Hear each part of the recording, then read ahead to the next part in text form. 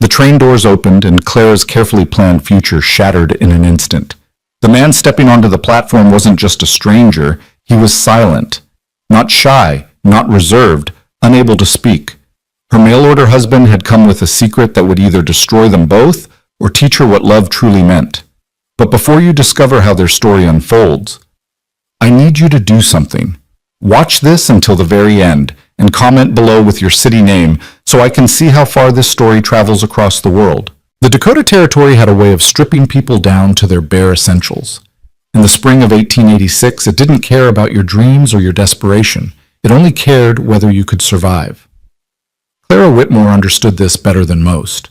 At 26, she'd already buried a father, lost the family store to debt, and watched her younger sister marry off to a merchant in Philadelphia who made it clear there was no room for extra mouths to feed.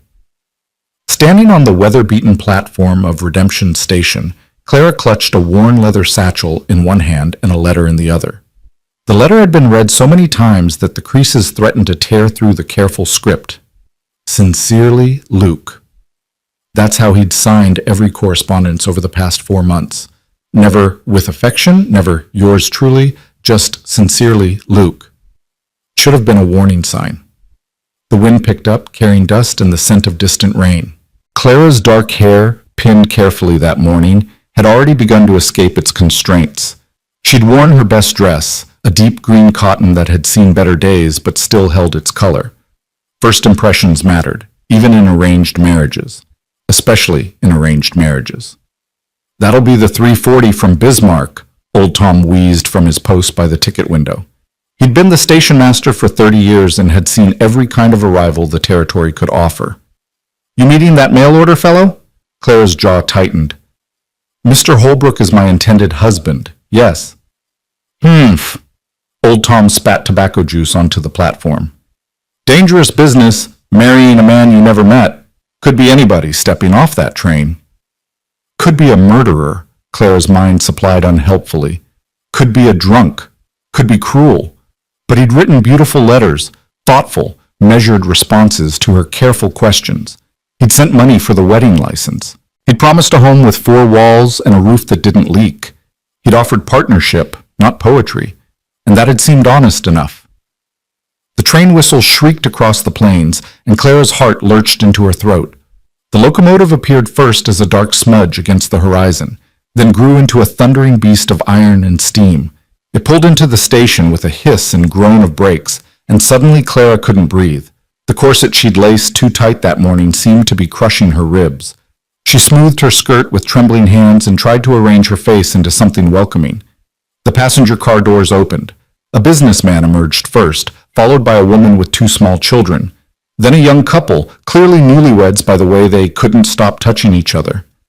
Clara's eyes scanned desperately for someone who might be Luke, 32 years old, over 6 feet tall, dark hair, formerly of Missouri. And then she saw him.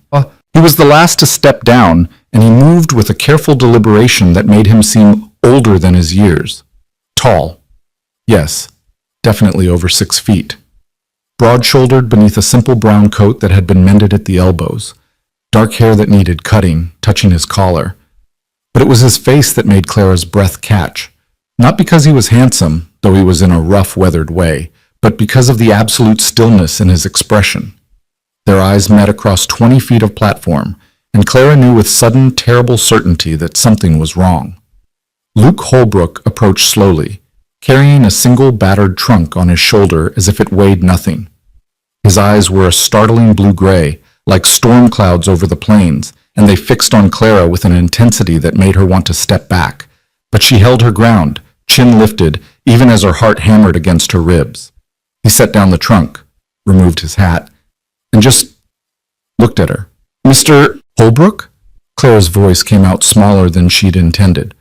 "I'm Clara Whitmore. I've been expecting you." He nodded, a single deliberate movement of his head, but he didn't speak. Clara waited. The silence stretched out, broken only by the hiss of the cooling train and Old Tom's curious shuffling behind her. Heat crept up her neck. Perhaps he was shy?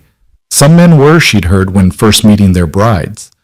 I hope your journey wasn't too difficult," she tried again. "The trains can be terribly uncomfortable." Another nod. His eyes never left her face, but there was something in them now. Not coldness, but a kind of resignation that made Clara's stomach twist. Are you... She swallowed hard. Are you going to say something? Luke's jaw tightened almost imperceptibly. Then, moving with careful deliberation, he reached into his coat pocket and withdrew a small notebook and a pencil worn down to a stub. He opened the notebook to a page that had clearly been prepared in advance and turned it toward her. Clara read the words written there, and her entire world tilted sideways. I cannot speak. I should have told you in the letters, but I was afraid you wouldn't come. I'm sorry for the deception. If you want to call off the arrangement, I'll understand and pay for your return train ticket. Luke. The platform seemed to sway beneath Clara's feet. She read the words again, certain she must have misunderstood. But no. There they were. In that same careful script she'd come to know from his letters. Luke Holbrook, the man she'd agreed to marry, the man who'd written her such thoughtful correspondence about partnership and building a life together, couldn't speak. You can't... She struggled to process it. You mean you've lost your voice temporarily? An illness? Luke's expression grew grimmer. He shook his head and wrote again, faster this time. Born this way. I can hear perfectly. I can read and write. But I'll never speak. Clara's mind reeled. A mute husband. She'd come all this way, burned her last bridges, spent her final dollars on a new dress, and hope. And her mail-order husband was mute. The whispers would be unbearable. The pitying looks from the townspeople. The assumption that she'd been duped, that she'd settled for damaged goods. Miss Whitmore?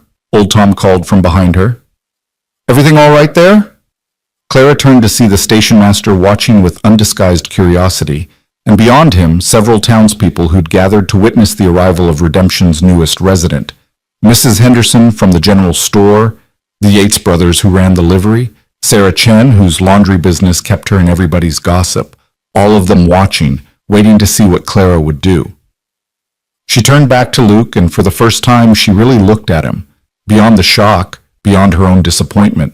His hands, she noticed, were scarred and calloused, working hands. His clothes were clean but worn, patched carefully in multiple places. The notebook he held was small and precious, clearly used sparingly. And his eyes held a wariness that spoke of a lifetime of rejection. He expected this, she realized with the start. He expected me to turn away, and she wanted to. God help her, she wanted to climb on that train and disappear back into whatever life she could scrape together in the East. But the truth was cold and simple. She had nowhere else to go. The boarding house where she'd spent the last 2 weeks had taken her final money. Her sister had made it clear that Clara's presence would strain her marriage. There were no jobs for single women in Redemption beyond the saloon, and Clara would sooner starve than work there. But it was more than desperation that stilled her feet. It was something in Luke's face, not pity-seeking, not manipulative, just honest. He'd deceived her, yes, but he'd also given her a choice. He'd offered to pay for her return. Most men in his position would have hidden the truth until after the vows, when it would be too late for her to escape.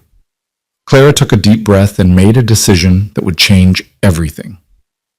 Mr. Holbrook, she said, her voice steadier now, I came here to marry a partner, not a poet. You wrote to me about a home that needs tending, a farm that needs running, a life that needs building. Can you still offer those things? Luke's eyes widened slightly. He nodded once, emphatically. Then we have an agreement. Clara held out her hand, and after a moment's hesitation, Luke shook it. His grip was warm and strong, and Clara felt the roughness of old scars against her palm.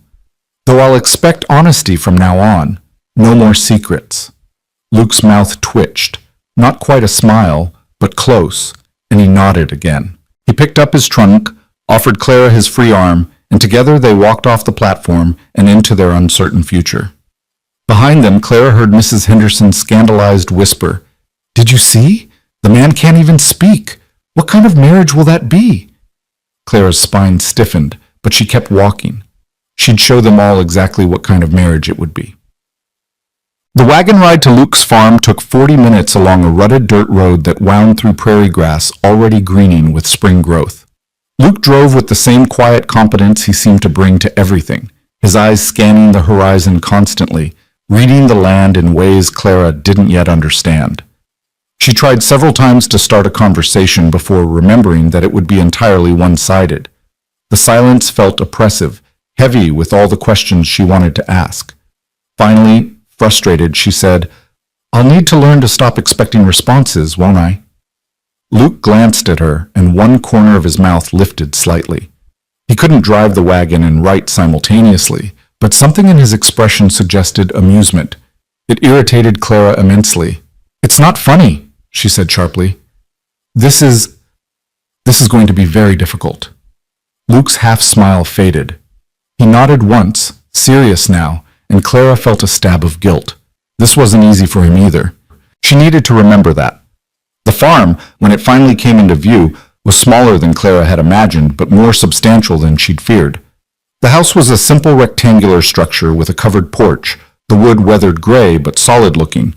A barn stood 30 yards away, and beyond that she could see a chicken coop, a small corral with 2 horses, and fields that had been prepared for planting. "It's nice," Clara said, meaning it. She'd half expected a soddy or a shack. This was a real home. Luke helped her down from the wagon, his hands steady at her waist, and for a moment they stood too close. Clara caught the scent of soap and leather and something earthy she couldn't name. His eyes were very blue up close, framed by sun creases that suggested he smiled more than she'd yet witnessed. Then he stepped back, picked up her satchel and his trunk, and led her inside. The interior was surprising. Clara had expected bachelor chaos, dirt floors, unwashed dishes, general disorder. Instead, she found swept wooden floors, simple but sturdy furniture, and honest-to-God curtains in the windows. The fireplace was clean, the dishes washed and stacked. Everything had its place.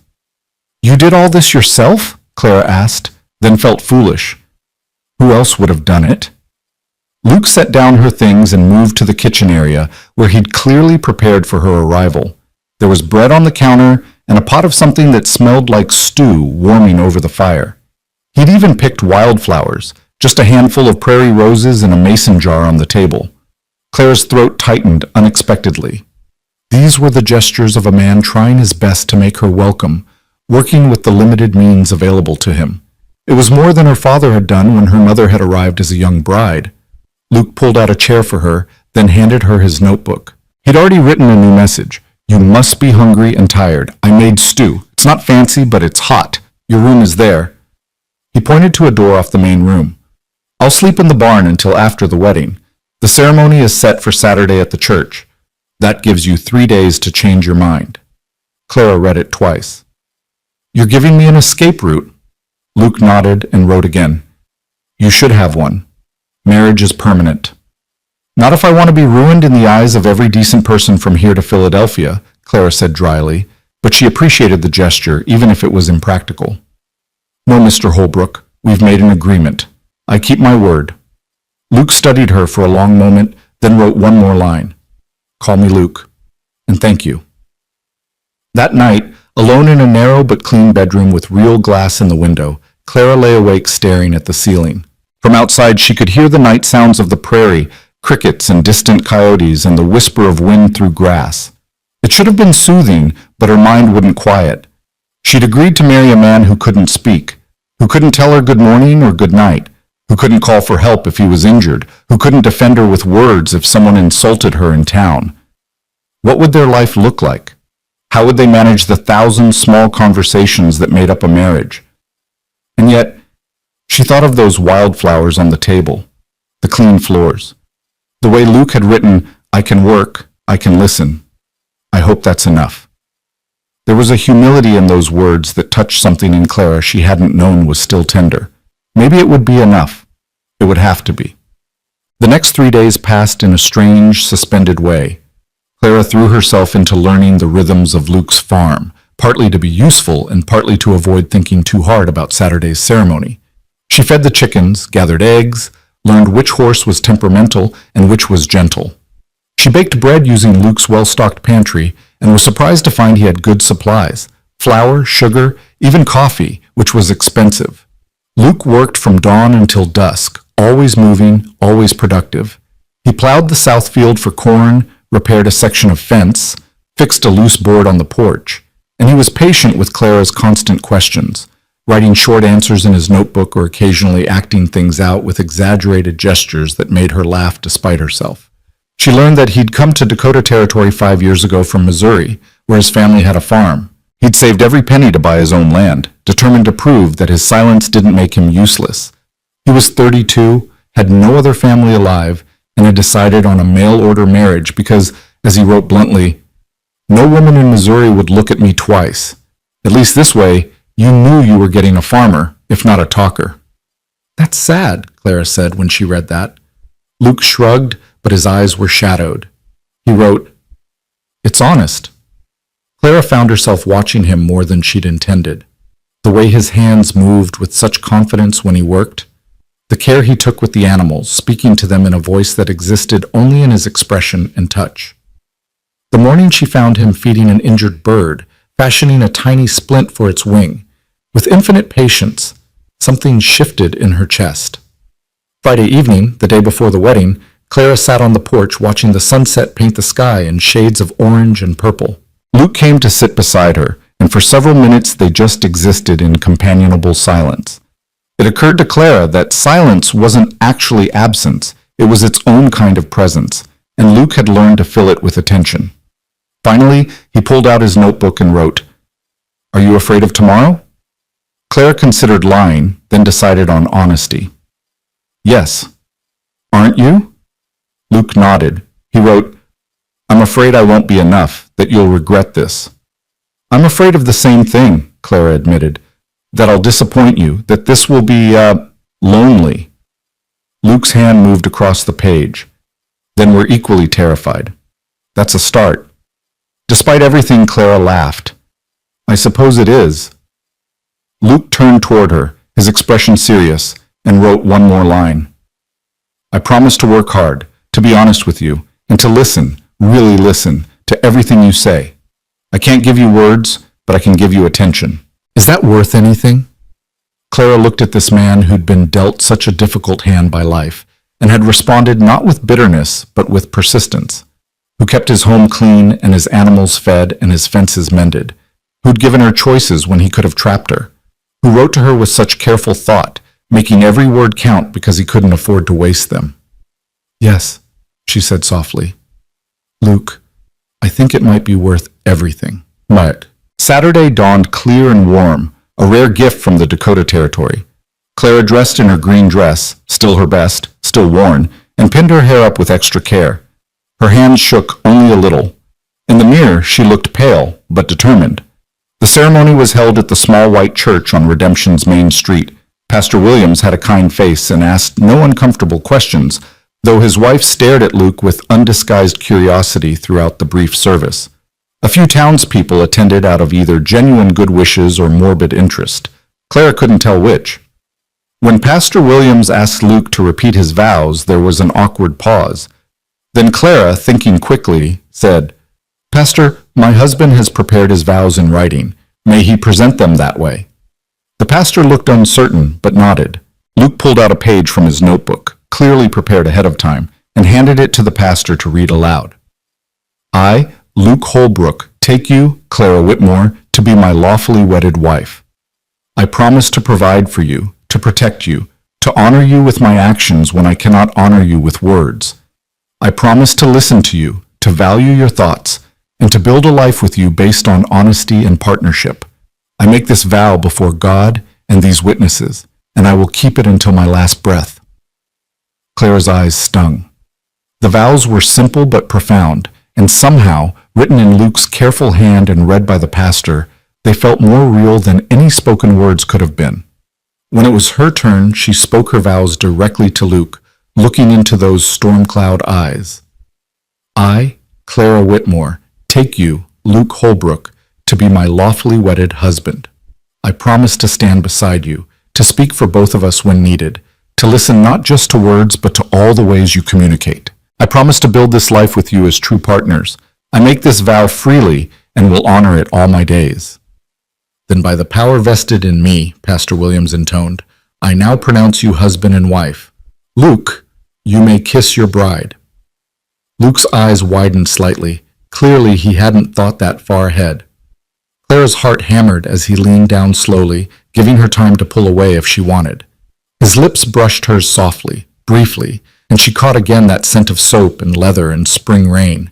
It wasn't passionate, but it was gentle, and that seemed right for this beginning. When they pulled apart, Clara was surprised to see something like wonder in Luke's expression, as if he hadn't quite believed this would happen. They signed the marriage certificate, Luke's signature bold and sure, and suddenly Clara was Mrs. Holbrook, married to a man who would never say her name aloud, but who'd promised to listen to everything she said. The wedding breakfast was held at the boarding house where Clara had stayed, arranged by the landlady, Mrs. Murphy, who was sentimental about love in any form. A few neighbors joined, some out of kindness, others clearly to get a better look at the odd couple, as Clara heard someone whisper. Mrs. Henderson from the general store approached with a too sweet smile. "Well, Mrs. Holbrook, you're a braver woman than I. How ever will you manage with a husband who can't even say I love you?" Clara felt Luke stiffen beside her, but before she could respond, old Tom, the station master, cut in gruffly. "My Martha was deaf as a post her last 15 years. We managed just fine. Love ain't about the talking, it's about the doing. And I've seen Luke Holbrook's farm. He's a damn good doer." "Language, Thomas," Mrs. Henderson gasped, but she retreated, and Clara shot old Tom a grateful look. After an hour of stilted socializing, Luke caught Clara's eye and tilted his head toward the door. A question. She nodded gratefully, and they made their escape. The wagon ride home was quiet, but it was a different kind of quiet now. They were married. Whatever came next, they would face it together. As they pulled up to the house, Clara noticed something new. Luke had built a small bench on the porch, positioned to face the sunset. When he helped her down from the wagon, he led her to it and pulled out his notebook. "I made this for us, for evening conversations. I thought, we should have a place that's ours." Clara sat down on the bench, running her hand over the smooth wood.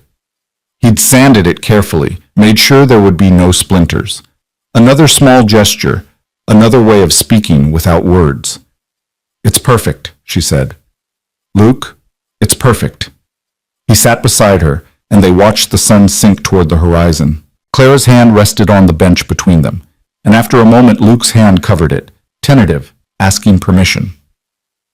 She turned her palm up and laced her fingers through his. They sat like that until the stars came out. Two people learning the language of silence together, and Clara thought that maybe, just maybe, she'd found something more valuable than words. She'd found someone who knew how to listen. And in the vast, quiet expanse of the Dakota Territory, that was worth more than all the poetry in the world. The first week of marriage passed in a blur of adjustment and awkward discoveries. Clara learned that Luke woke before dawn every morning, moving through the house like a ghost so as not to disturb her.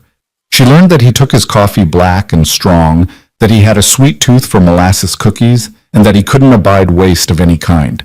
Every scrap of food was saved, every broken tool repaired rather than replaced, every penny accounted for in a ledger he kept with meticulous care.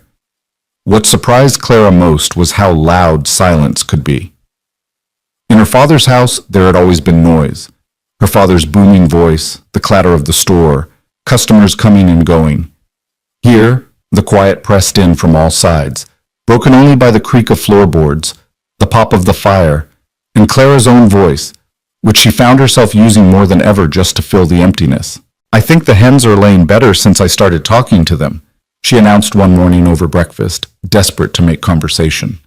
"The brown one especially, I've named her Henrietta. She gave me 2 eggs yesterday. Isn't that remarkable?" Luke looked up from his oatmeal, his eyes crinkling at the corners in what Clara had learned was his version of a smile.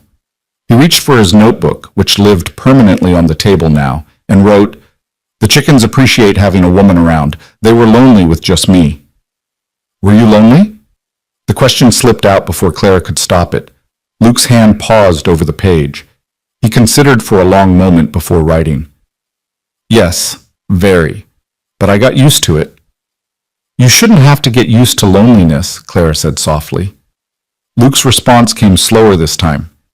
"Better to be lonely by yourself than lonely in a crowd. I tried living in town once. People either talked too loud and slow at me like I was simple or ignored me completely. Here, at least the animals don't pity me. Claire's chest tightened. She'd seen those looks in town during their brief wedding breakfast. The way people's eyes slid over Luke as if he were invisible, or worse, the exaggerated gestures some made, shouting unnecessarily as if his silence meant he was deaf or stupid. I don't pity you, she said firmly. I may not understand your life yet, but I don't pity you. Luke met her eyes, and something passed between them, a fragile thread of understanding. He wrote, "Thank you. That means more than you know." The days settled into a rhythm. Clara took over the house and the chickens, the cooking and the cleaning and the endless mending. Luke worked the fields with a determination that bordered on obsessive, preparing the soil for corn and wheat, repairing equipment, tending to the 2 horses, a mare named Dolly and a gelding called Buck. He was, Clara had to admit, an excellent farmer. The kind of man who read the sky like a book and knew exactly when to plant, when to water, when to harvest. But the nights were the hardest. They'd fall into bed exhausted, lying side by side in the darkness, and Clara would find herself acutely aware of the man breathing quietly beside her. Luke never touched her beyond what was necessary, a hand at her elbow to steady her, fingers brushing as he passed her a plate. He was unfailingly respectful, sleeping as close to his edge of the bed as possible, and Clara told herself she was grateful for this restraint. But sometimes, in the deep hours of the night, she wondered what it would be like if he reached for her. If those scarred, capable hands that handled tools and animals with such gentleness might touch her the same way. The thought made her blush even in the darkness, and she'd turn away, pressing her face into her pillow, trying not to think about the strange intimacy of sharing a bed with someone who remained, in so many ways, a stranger. 2 weeks after the wedding, Clara made her first solo trip into town for supplies. Luke had offered to come, but she'd insisted on going alone, partly because he had work to do, and partly because she needed to establish herself as a person separate from Luke's mute husband, or that poor woman who married the silent man.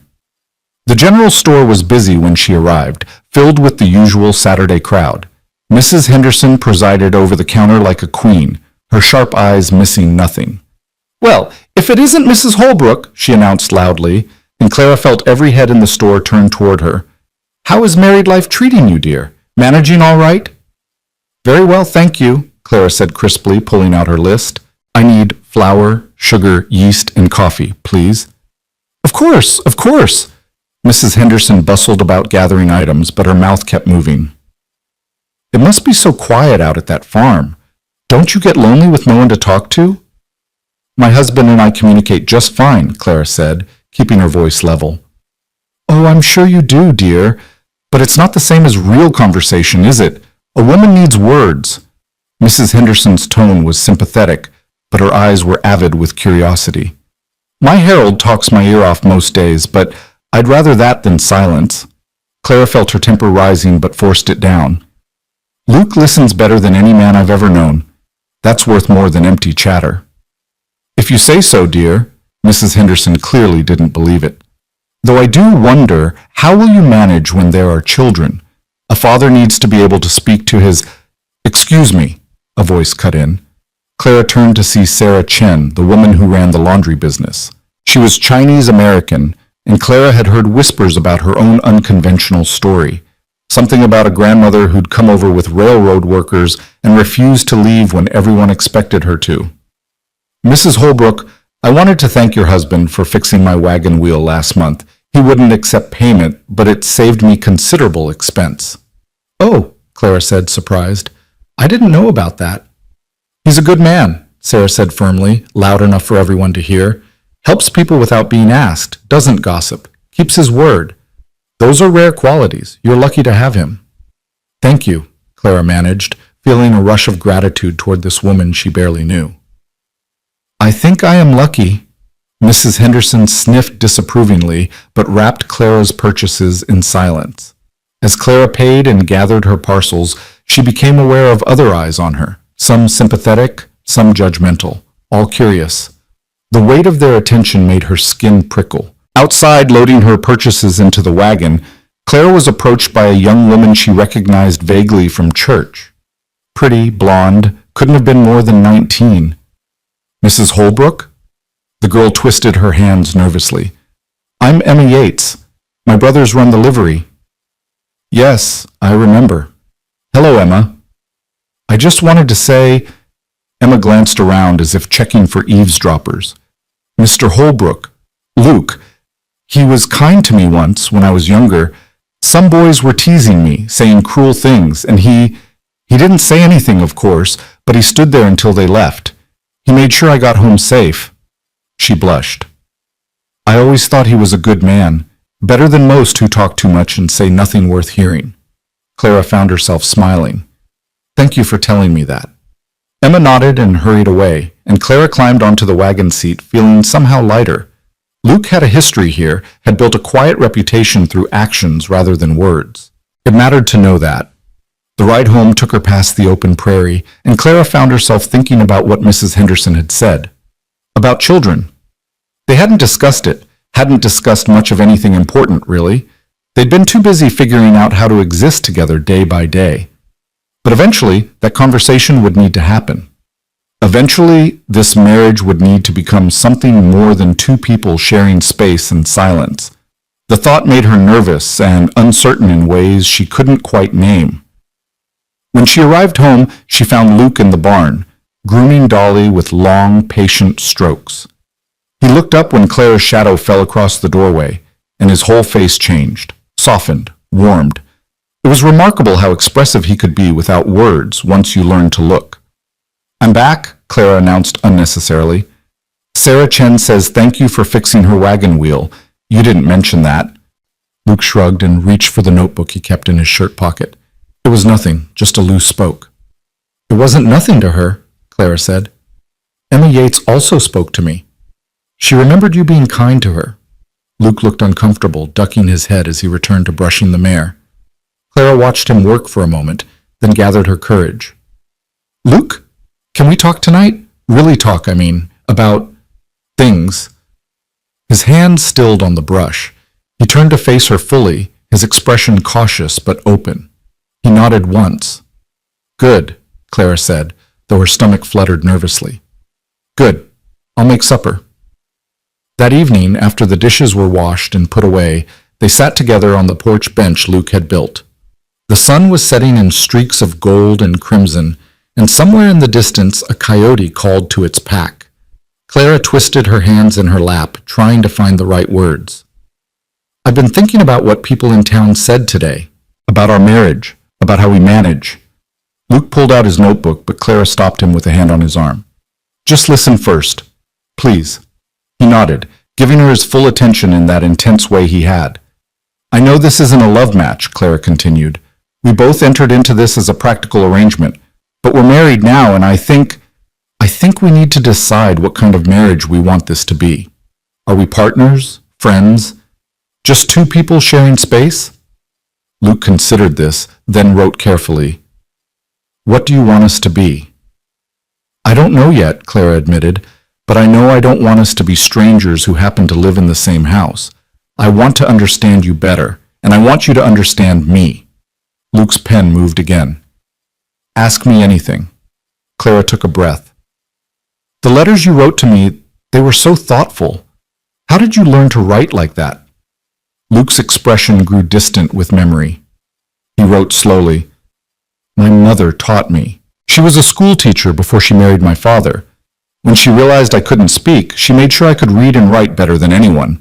She said if words were my only voice, I needed to make them count. She died when I was 12. I'm sorry, Clara whispered. What about your father? The pen scratched harshly across the page. He was ashamed of me. Thought I was cursed or punishment for his sins. He barely looked at me after Mother died. When I was old enough, I left. Haven't seen him since. Clara's heart ached for the boy Luke must have been, voiceless in a world that valued nothing so much as a man's ability to speak loudly and command attention. That must have been terribly lonely.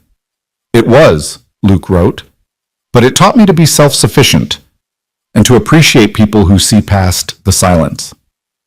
Is that why you chose a mail-order marriage? Because a woman who agreed to marry a stranger might be more willing to look past things? Luke's mouth quirked. Partly.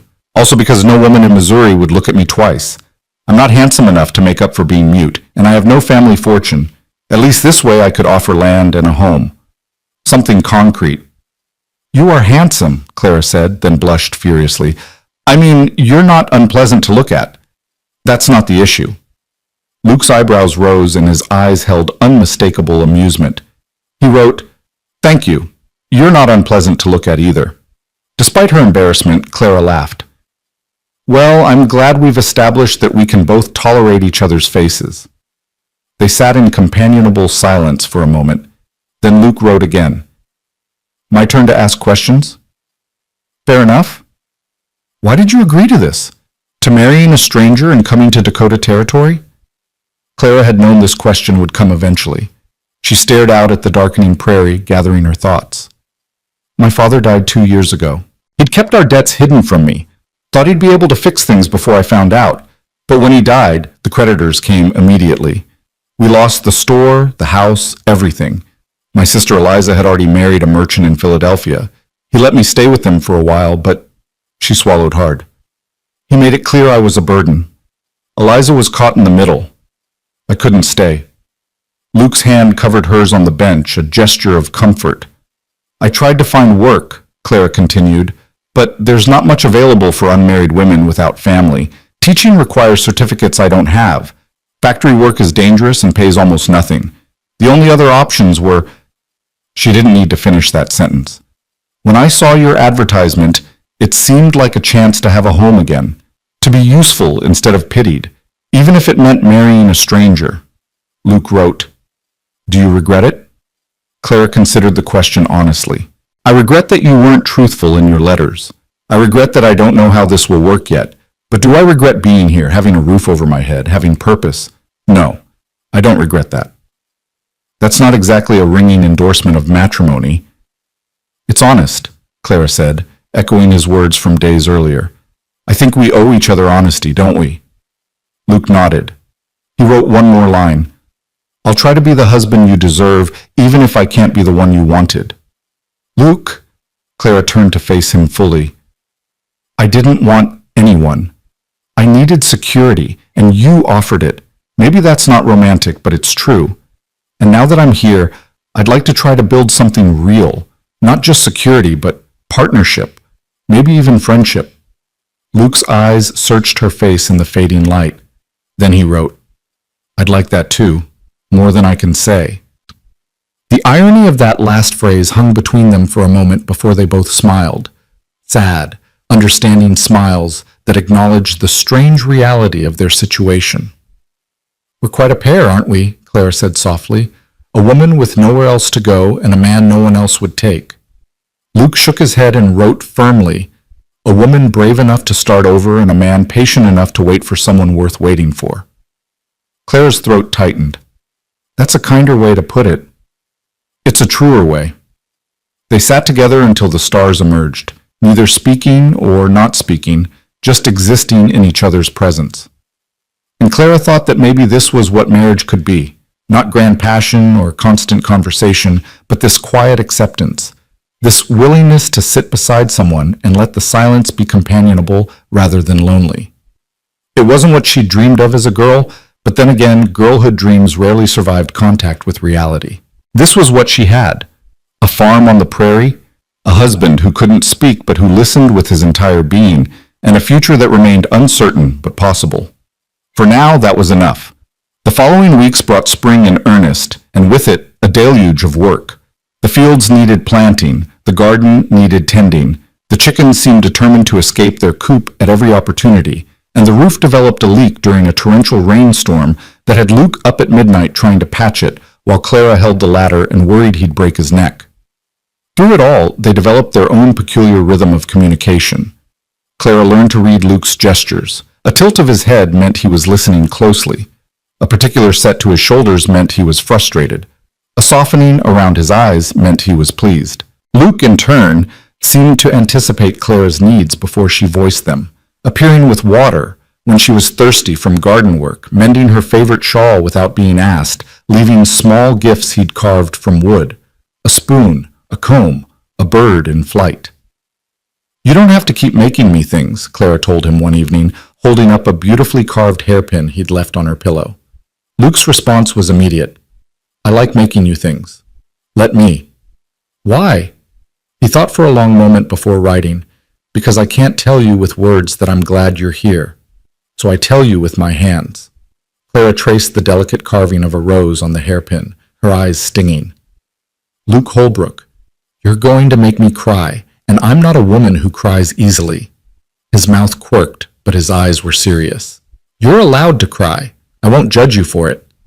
That's good, because these past few weeks have been, she searched for the right word, surprisingly nice. Exhausting and frustrating and harder than I expected, but nice. You're a good man.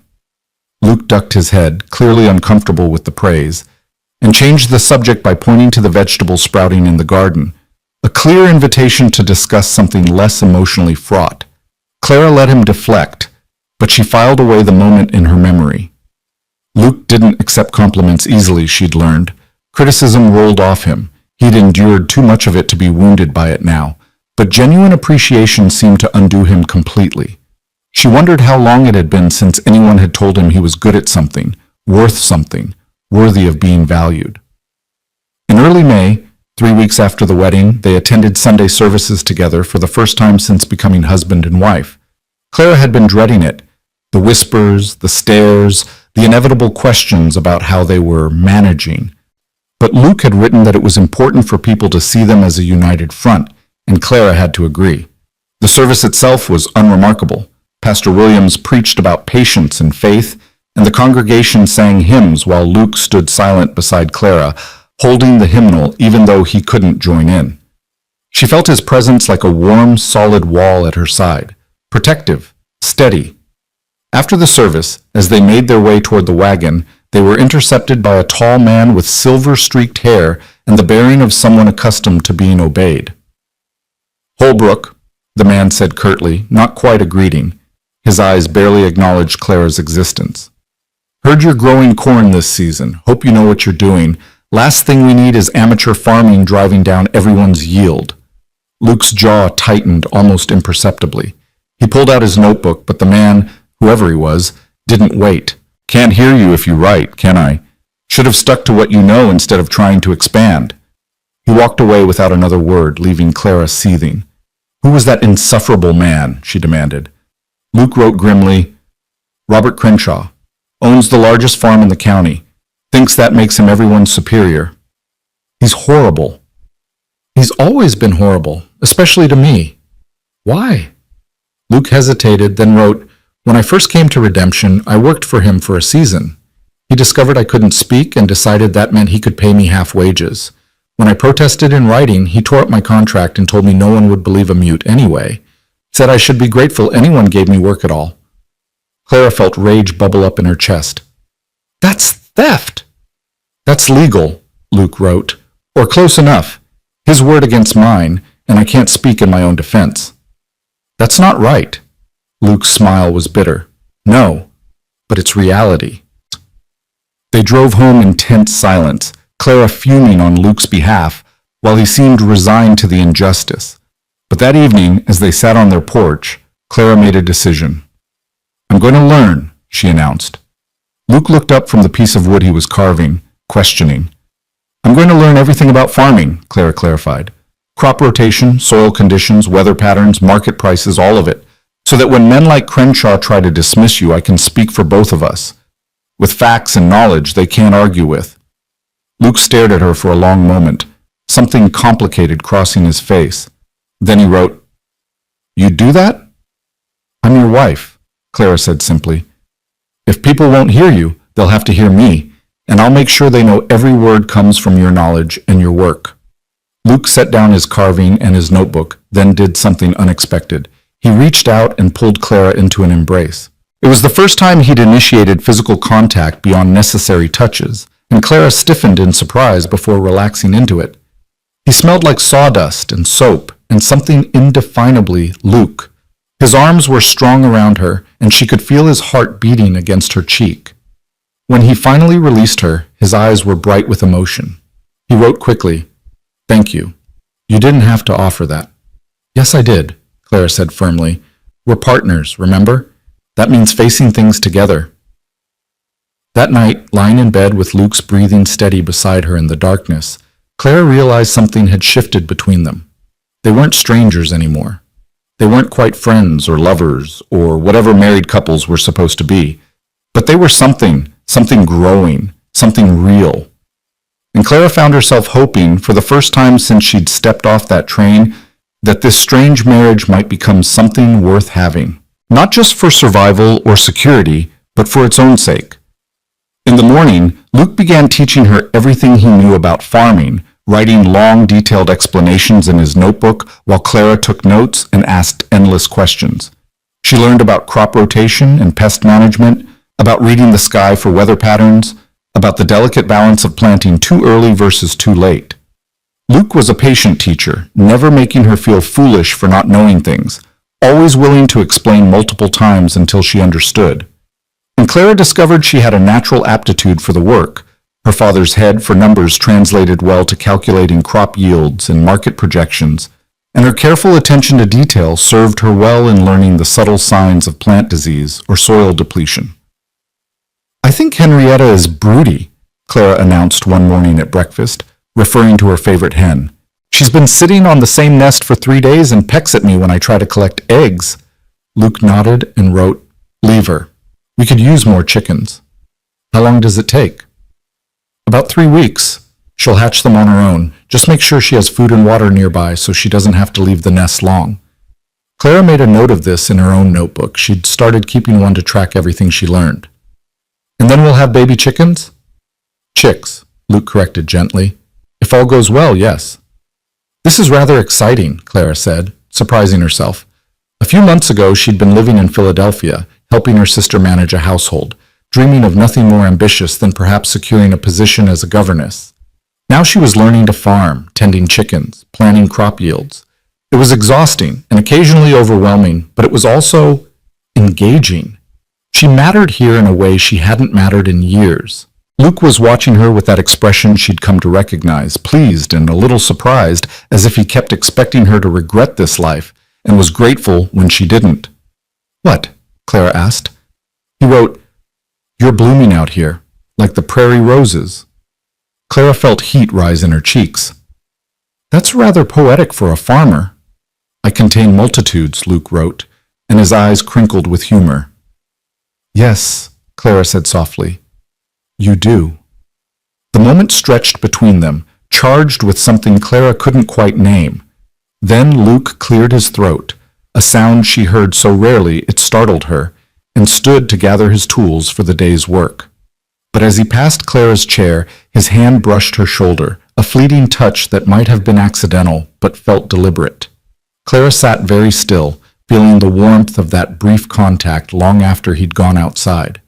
Things were changing between them, slowly, cautiously, like spring creeping across the frozen prairie, but definitely, undeniably changing. And for the first time since agreeing to this arrangement, Clara found herself wondering what it would be like if this marriage became something more than convenient, if Luke's silence and her words could somehow weave together into something resembling happiness.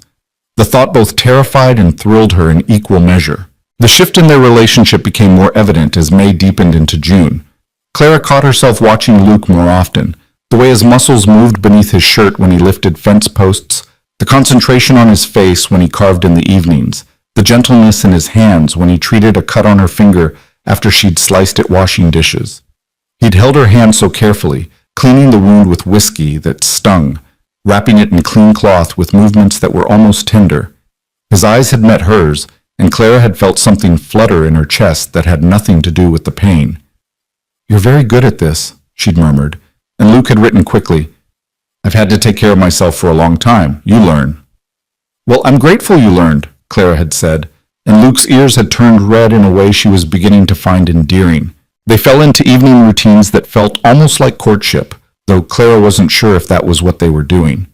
After supper, they'd sit on the porch bench, and Clara would read aloud from books Luke had carefully collected.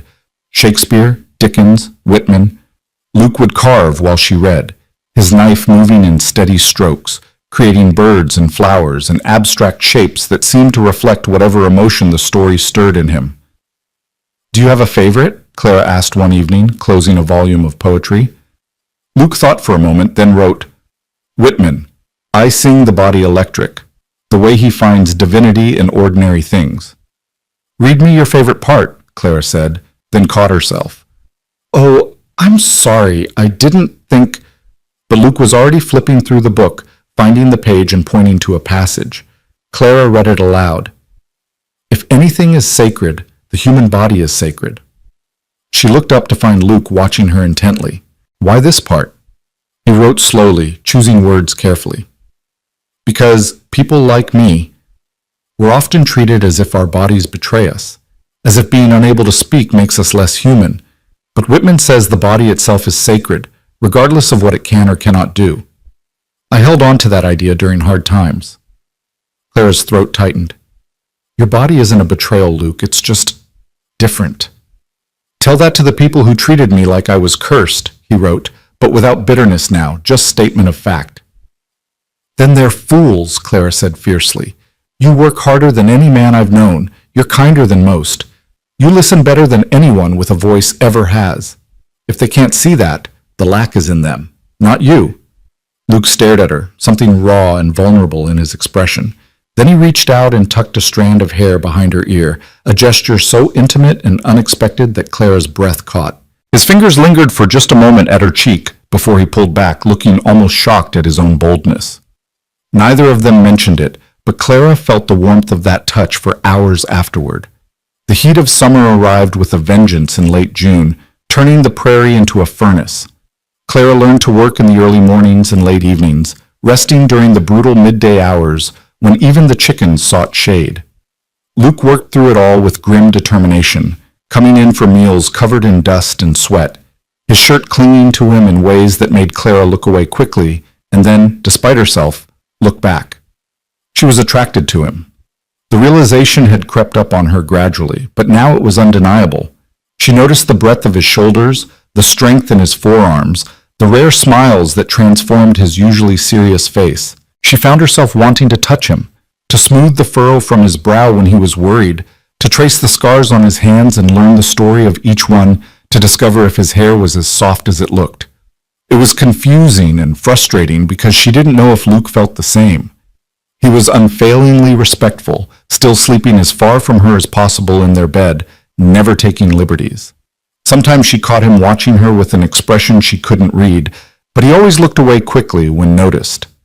One particularly sweltering afternoon, Clara was in the kitchen trying to bake bread despite the heat when Luke came in from the fields earlier than usual. She looked up to find him swaying slightly, his face flushed an alarming shade of red. Luke?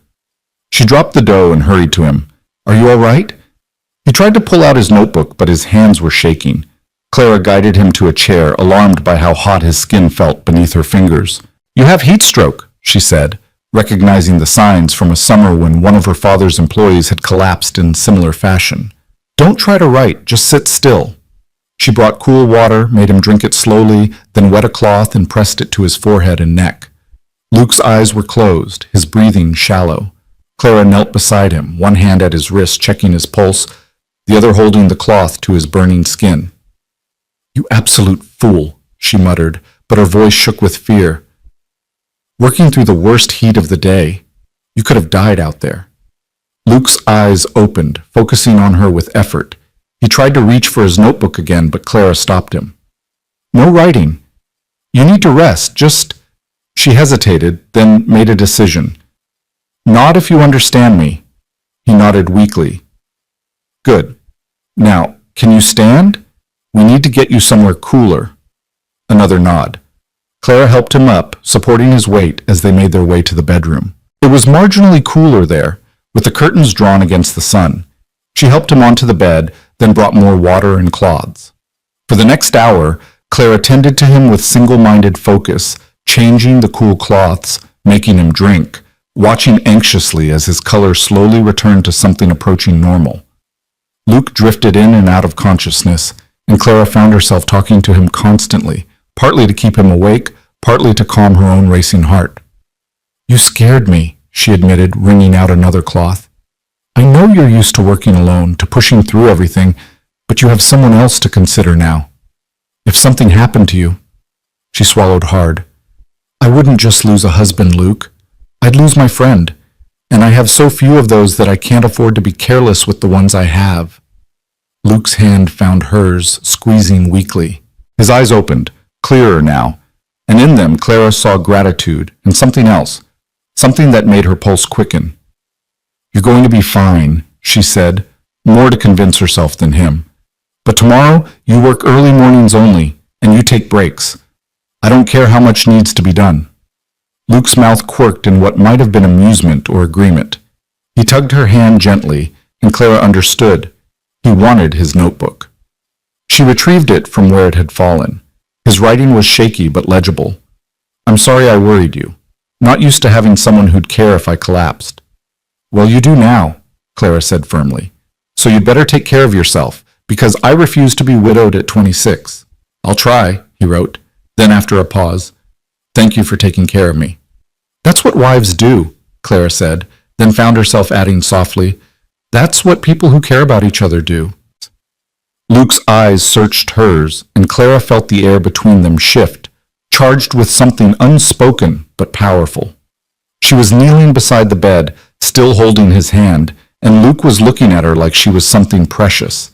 His free hand reached up slowly, giving her time to pull away, and cupped her cheek. Clara's breath hitched. Luke's thumb brushed her cheekbone with infinite gentleness, his eyes asking a question. Clara found herself leaning into the touch, her own hand coming up to cover his. They stayed like that for a long moment, the heat of the day forgotten, the only sound their breathing and the distant call of a meadowlark. Then Luke tugged her hand gently, and Clara understood. He wanted her closer. She sat on the edge of the bed, and Luke shifted to make room, never breaking eye contact. Luke, Clara whispered, not sure what she was asking. He wrote one-handed, the notebook balanced on his chest. Stay with me? Just until I fall asleep? Of course, Clara said, relieved and disappointed in equal measure. She settled beside him on top of the covers, careful to maintain some distance. But Luke shifted closer, his hand finding hers again, lacing their fingers together. They lay like that as the afternoon light slowly faded, Luke's breathing evening out as exhaustion and recovery pulled him toward sleep. Clara stayed awake, acutely aware of his warmth beside her, the calluses on his palm, the trust implicit in his vulnerability. Somewhere in the past few months, this practical arrangement had become something else entirely, and Clara was both terrified and exhilarated by the realization. She was falling in love with her silent husband, had been falling for weeks maybe, without fully acknowledging it, the way he left her small gifts, the patience with which he taught her, the careful respect he showed her, even as she caught him watching her with barely concealed longing, the steadiness of his presence, the strength of his character, the gentle way he moved through the world despite how harshly the world had treated him. When Luke finally slept, Clara carefully extracted herself and went to finish her chores. But her hands trembled as she worked, and her mind kept returning to the feeling of his fingers laced with hers, the vulnerability in his eyes, the almost question in his touch. That evening, after Luke woke and insisted he was fine, they ate a light supper in near silence. The air between them felt different, weighted with awareness and unspoken possibility. Clara caught herself stealing glances at Luke, only to find him doing the same. When their eyes met, neither looked away quickly this time. After the dishes were cleaned, they sat on the porch as usual, but the comfortable routine felt charged with tension. Clara tried to read, but the words blurred together. Beside her, Luke carved mechanically, his attention clearly elsewhere. Finally, Clara closed her book with a decisive snap. Luke, we need to talk. Really talk. He set down his carving immediately, his full attention on her.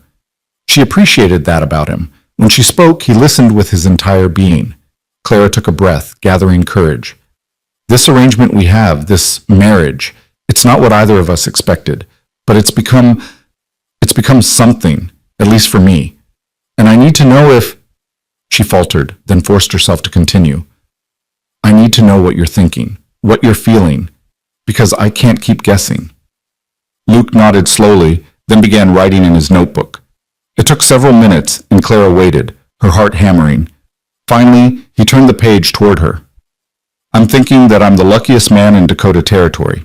I'm thinking that I expected a marriage of convenience and got something I never dared hope for, a partner, a friend, maybe more if I haven't misread things completely. I'm feeling grateful and terrified in equal measure because I've never had something this good, and I'm afraid I'll somehow destroy it through sheer inexperience. He paused, then wrote more. I'm feeling things I don't have words for, Clara, and I know that's ironic given that I have no words at all. But you make me wish I could speak just so I could tell you everything. Clara's eyes stung with tears. What would you tell me if you could? Luke's hand moved rapidly. That you're beautiful when you're elbow deep in garden dirt, cursing at stubborn carrots. That I love watching you read because your whole face changes with the story. That I think about you constantly when I'm in the fields. That I want to touch you all the time, but I'm afraid of presuming too much. That this marriage stopped being an arrangement for me weeks ago. Oh, Clara breathed. Oh, Luke. I know I'm not what you wanted, he wrote quickly. I know I can't give you words or romance or any of the things women are supposed to want from their husbands, but I can give you loyalty and partnership and— Stop, Clara interrupted, placing her hand over his, stilling the pen. Just stop. You're giving me exactly what I need. You listen to me, Luke. You see me. You treat me like a person with thoughts and opinions that matter. You make me feel— She searched for the right words. You make me feel valued, respected, and yes, cared for. Luke's eyes were bright with emotion. He wrote, Cared for? More than that, Clara admitted, her cheeks heating. I'm developing feelings for you, Luke Holbrook. Real feelings. The kind that make me worried when you're in the hot sun too long.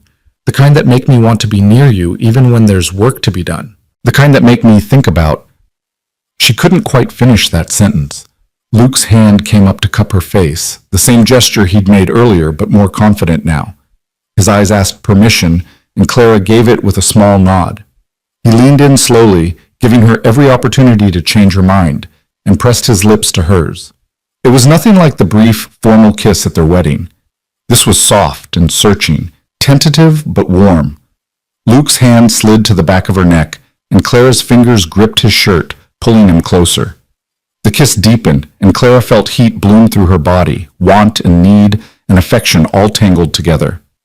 When they finally broke apart, both breathing hard, Luke rested his forehead against hers. Clara could feel him trembling slightly. That was— She started, then laughed breathlessly. That was worth waiting for. Luke's smile was brilliant, transforming his whole face. He kissed her again, softer this time, then reached for his notebook with visible reluctance. I've wanted to do that for weeks, he wrote, but I wasn't sure if you'd want me to. I want you to, Clara said firmly. I want you to kiss me. I want you to touch me. I want this marriage to be real, Luke, in every way. Luke's eyes darkened with understanding and desire. He wrote, Are you sure? We don't have to rush anything. I'm sure, Clara said, surprising herself with her certainty. I'm sure about you, about us. I don't know when it happened exactly, but somewhere between the chicken coop and the cornfields and your terrible coffee, I fell for you. My coffee isn't terrible, Luke wrote, but he was smiling. It absolutely is, Clara laughed, but I'll teach you how to make it properly, and you can teach me. She stopped, suddenly shy. Luke's eyebrows rose questioningly. He wrote, Teach you what? Clara took his hand and placed it over her rapidly beating heart. Teach me how to speak your language. Not just the practical parts, but the intimate ones. I want to learn to read you the way you read me. Luke's expression grew serious and tender at once. He wrote carefully, That might be the most romantic thing anyone has ever said to me. Well then, you've been associating with the wrong people, Clara said, because you deserve romance, Luke. You deserve to be courted and desired and loved. Loved? Luke wrote, his hand shaking slightly. Clara met his eyes steadily. I'm getting there. Maybe I'm already there and just too scared to say it plainly. But yes, love. I think that's what this is becoming. Luke pulled her close, burying his face in her hair, and Clara felt his chest heave with emotion. She held him tightly, understanding that this vulnerability was precious, that Luke had spent so much of his life guarding himself against rejection that opening up required courage she couldn't fully fathom. When he finally pulled back, his eyes were wet, but he was smiling. He kissed her again, and this time there was joy in it, relief and happiness and promise. They sat together as the stars emerged, kissing and touching with growing confidence, learning the geography of each other's bodies through clothes that suddenly seemed like barriers. Clara felt desire pooling low in her belly, a warmth that had nothing to do with the summer heat. Luke's hands were gentle but sure, tracing the line of her jaw, the curve of her waist, asking permission with every touch. "Come to bed," Clara finally whispered against his mouth. "Really come to bed. Not just to sleep beside each other like polite strangers." Luke pulled back to look at her searchingly, making sure she meant it. Clara held his gaze, letting him see her certainty and her want. He nodded once, then stood and offered her his hand. They walked inside together, and for the first time since their wedding night, there was no awkwardness as they prepared for bed. Luke watched as Clara unpinned her hair, and she watched him remove his shirt, revealing the muscled landscape of his chest and the scars that mapped a life of hard work. They came together in the darkness, and Clara discovered that silence could be its own language, that Luke's hands and lips could communicate everything his voice never would. He was gentle and patient, checking constantly for her comfort, moving slowly despite the desire Clara could feel thrumming through him. And Clara, who had approached her wedding night with duty-bound resignation, found herself lost in sensation and connection. The weight of Luke's body, the taste of his skin, the way his eyes never left hers, making sure she was with him every moment. Afterward, they lay tangled together, sweaty and breathless and amazed. Luke traced patterns on Clara's shoulder, and she pressed her lips to his throat, feeling his pulse beating there. "I had no idea," she murmured. "No idea it could be like that." Luke reached for the notebook he'd left on the bedside table, even now, never far from a way to communicate. In the moonlight filtering through the window, Clara could just make out his writing. "Neither did I. That was my first time too." Clara propped herself up on one elbow, surprised. "Really? But you're 32. "No woman ever wanted me," Luke wrote simply, "and I wasn't going to pay for something that should be freely given. I waited." "For me?" Clara's voice caught. "For someone who saw me as human. You happen to be that person." He paused, then added, "Thank God you were." Clara kissed him softly, tasting salt and sweetness. "Thank God indeed." They fell asleep wrapped around each other, and for the first time since arriving in Dakota Territory, Clara felt completely at home. The following weeks brought a shift in their marriage that was both subtle and profound. Outwardly, little changed. They still worked from dawn to dusk, still had their evening routines on the porch, still communicated through writing and gesture. But now there was an ease between them, an intimacy that went beyond the physical. They touched constantly now, Luke's hand on Clara's back as he passed behind her, Clara's fingers in Luke's hair as they sat together in the evenings, casual kisses stolen between chores. Clara found herself smiling for no reason throughout the day, and catching Luke doing the same when he thought she wasn't watching. They made love frequently, learning each other's bodies and preferences, discovering that their different ways of communicating only made them more attuned to nuance and sensation. "I think I'm happy," Clara announced one morning at breakfast, surprising herself with the realization. "Properly happy. I didn't think I'd ever say that again after Papa died." Luke's smile was warm and knowing. He wrote, "So am I. Happier than I've ever been. Even though I still make terrible biscuits? Even though," Luke wrote solemnly, "your other qualities compensate." "My other qualities?" Clara raised an eyebrow. Luke's eyes glinted with mischief as he wrote, "Your chicken wrangling abilities, your determination to argue with me about crop rotation, the way you—" Clara plucked the notebook from his hands. "If the next words are anything improper, I don't want to know." Luke's silent laughter shook his shoulders, and Clara couldn't help but join in. This joy and playfulness and partnership was what she'd never expected to find. It was worth every difficult moment, every adjustment, every instance of learning to communicate across the gap of silence. In early July, they made their monthly trip into town for supplies. Clara noticed immediately that people's reactions to them had changed. Where before there had been pity or curiosity or disdain, now there was something else, perhaps respect, perhaps just the grudging acknowledgement that they'd made this strange marriage work. Sarah Chen greeted them warmly at the general store, and several people nodded politely as they passed. Even Mrs. Henderson seemed less inclined to make pointed comments, though she still watched them with avid interest. It was as they were loading supplies into the wagon that trouble found them. Robert Crenshaw appeared, flanked by two of his farmhands, and his expression was sour. "Holbrook," he said sharply, "heard you planted 20 acres of corn. That true?" Luke nodded, his body going still and watchful. Clara moved closer to his side. "That's a fool's gamble in this soil," Crenshaw continued. "You'll lose the whole crop and drag down prices for the rest of us when you fail." Clara felt anger flash through her, hot and sharp. "Mr. Holbrook has spent 5 years learning this land. He knows exactly what he's doing." Crenshaw's eyes finally acknowledged her existence, but his look was dismissive. "Mrs. Holbrook, I'm sure you mean well, but farming isn't women's work. Your husband should explain—" He paused deliberately. "Oh, wait, he can't, can he?" Clara's vision went red. "My husband communicates just fine, Mr. Crenshaw. Perhaps if you spent less time talking and more time listening, you'd learn something useful. As for the corn, Luke has prepared the soil properly, selected varieties suited to this climate, and calculated the irrigation needs down to the gallon. His crop will not only succeed, it will likely outperform yours because he approaches farming with intelligence rather than arrogance." Crenshaw's face darkened. "You don't know what you're talking about." "Don't I?" Clara pulled out her own notebook. She carried one now, filled with all the information Luke had taught her. "The south field has been properly fertilized with composted manure for 2 years, building the soil quality. The corn varieties are drought-resistant strains obtained from the Agricultural Extension Office. Luke has installed a windmill-powered irrigation system that provides consistent water during dry spells. Would you like me to continue, or would you prefer to stop insulting someone who knows more about successful farming than you ever will?" There was dead silence. Several townspeople had gathered to listen, and Clara saw Sarah Chen hiding a smile. Even Crenshaw's farmhands looked impressed. Crenshaw's jaw worked. "Well, I see Holbrook has taught his wife to be as uppity as he is presumptuous." "Uppity?"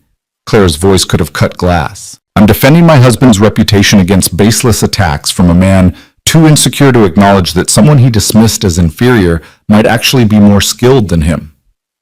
"Clara." Luke touched her arm gently, a calming gesture.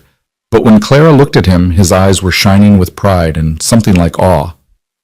"No," Clara said firmly. "You've been silent long enough, letting men like this speak for you, or over you, or about you. But I have a voice, Luke, and I'm going to use it. For both of us." She turned back to Crenshaw. "My husband is one of the finest farmers in this county. He works harder, plans better, and treats his land with more respect than most men I've observed. If you have a problem with his methods or his success, that's your issue, not his. Now, if you'll excuse us, we have a farm to run." She climbed onto the wagon, and Luke followed, his hand finding hers once they were settled. As they pulled away, Clara could see the gathered crowd parting, could feel their eyes following. Let them stare, let them talk. She and Luke had nothing to be ashamed of. They rode in silence for several minutes before Luke pulled the wagon to the side of the road, away from town. He turned to Clara, his expression intense, and pulled out his notebook with shaking hands. "That was the bravest thing I've ever seen," he wrote. "No one has ever defended me like that. Most people just let Crenshaw say whatever he wants because it's easier than arguing with him." "Well, I'm not most people," Clara said, still trembling with adrenaline. "And I won't let anyone diminish you, Luke. Not while I have breath in my body." Luke set down his notebook and cupped her face in both hands, his eyes blazing with emotion. He kissed her deeply, pouring everything he couldn't say into the gesture, gratitude and pride and love and wonder. When they broke apart, Clara was breathless. "I love you," she said, the words escaping before she could think better of them. "I know we haven't said it yet, but I do. I love you, Luke Holbrook. Your silence, your strength, your gentleness, your stubborn determination, all of it. I love all of it." Luke's eyes filled with tears. His hands shook as he picked up his notebook again. "I love you too, have loved you for weeks. Maybe from the moment you chose to stay instead of taking that return train ticket. You could have left, but you stayed. You gave me a chance when no one else would. How could I not love you?" Clara launched herself at him, nearly knocking them both off the wagon seat. Luke caught her, laughing silently, his whole body shaking with it. They held each other in the middle of the prairie road, and Clara thought that this messy, unexpected, beautiful love was worth every hardship that had led her here. "We should probably go home," she said eventually, still clinging to him. "The chickens will be wondering where we are." Luke nodded, his smile brilliant, and guided the horses back onto the road. But he kept one arm around Clara the whole way home, and she leaned into him, feeling more secure and valued than she ever had in her entire life. That night, they sat on their porch bench watching the stars emerge, and Luke carved while Clara simply watched his hands move. There was a peace between them now, hard-won and precious. "Do you ever wish you could speak?" Clara asked quietly. "I know you can't, and I'm not suggesting you should. I just wonder if you wish things were different." Luke set down his carving and thought for a long moment before writing. "Sometimes, when I want to shout at men like Crenshaw, when I want to tell you I love you out loud instead of writing it, when I imagine having children someday and wonder how I'll communicate with them." He paused, then continued, "But mostly, no. This is who I am. My silence taught me to observe, to listen, really listen, to communicate in ways most people never learn. It made me patient and thoughtful. It made me see value in actions over words. Would I choose it if given a choice? Maybe not, but I can't regret something that made me who I am, the man you fell in love with." Clara's throat tightened. "You're remarkable, do you know that?"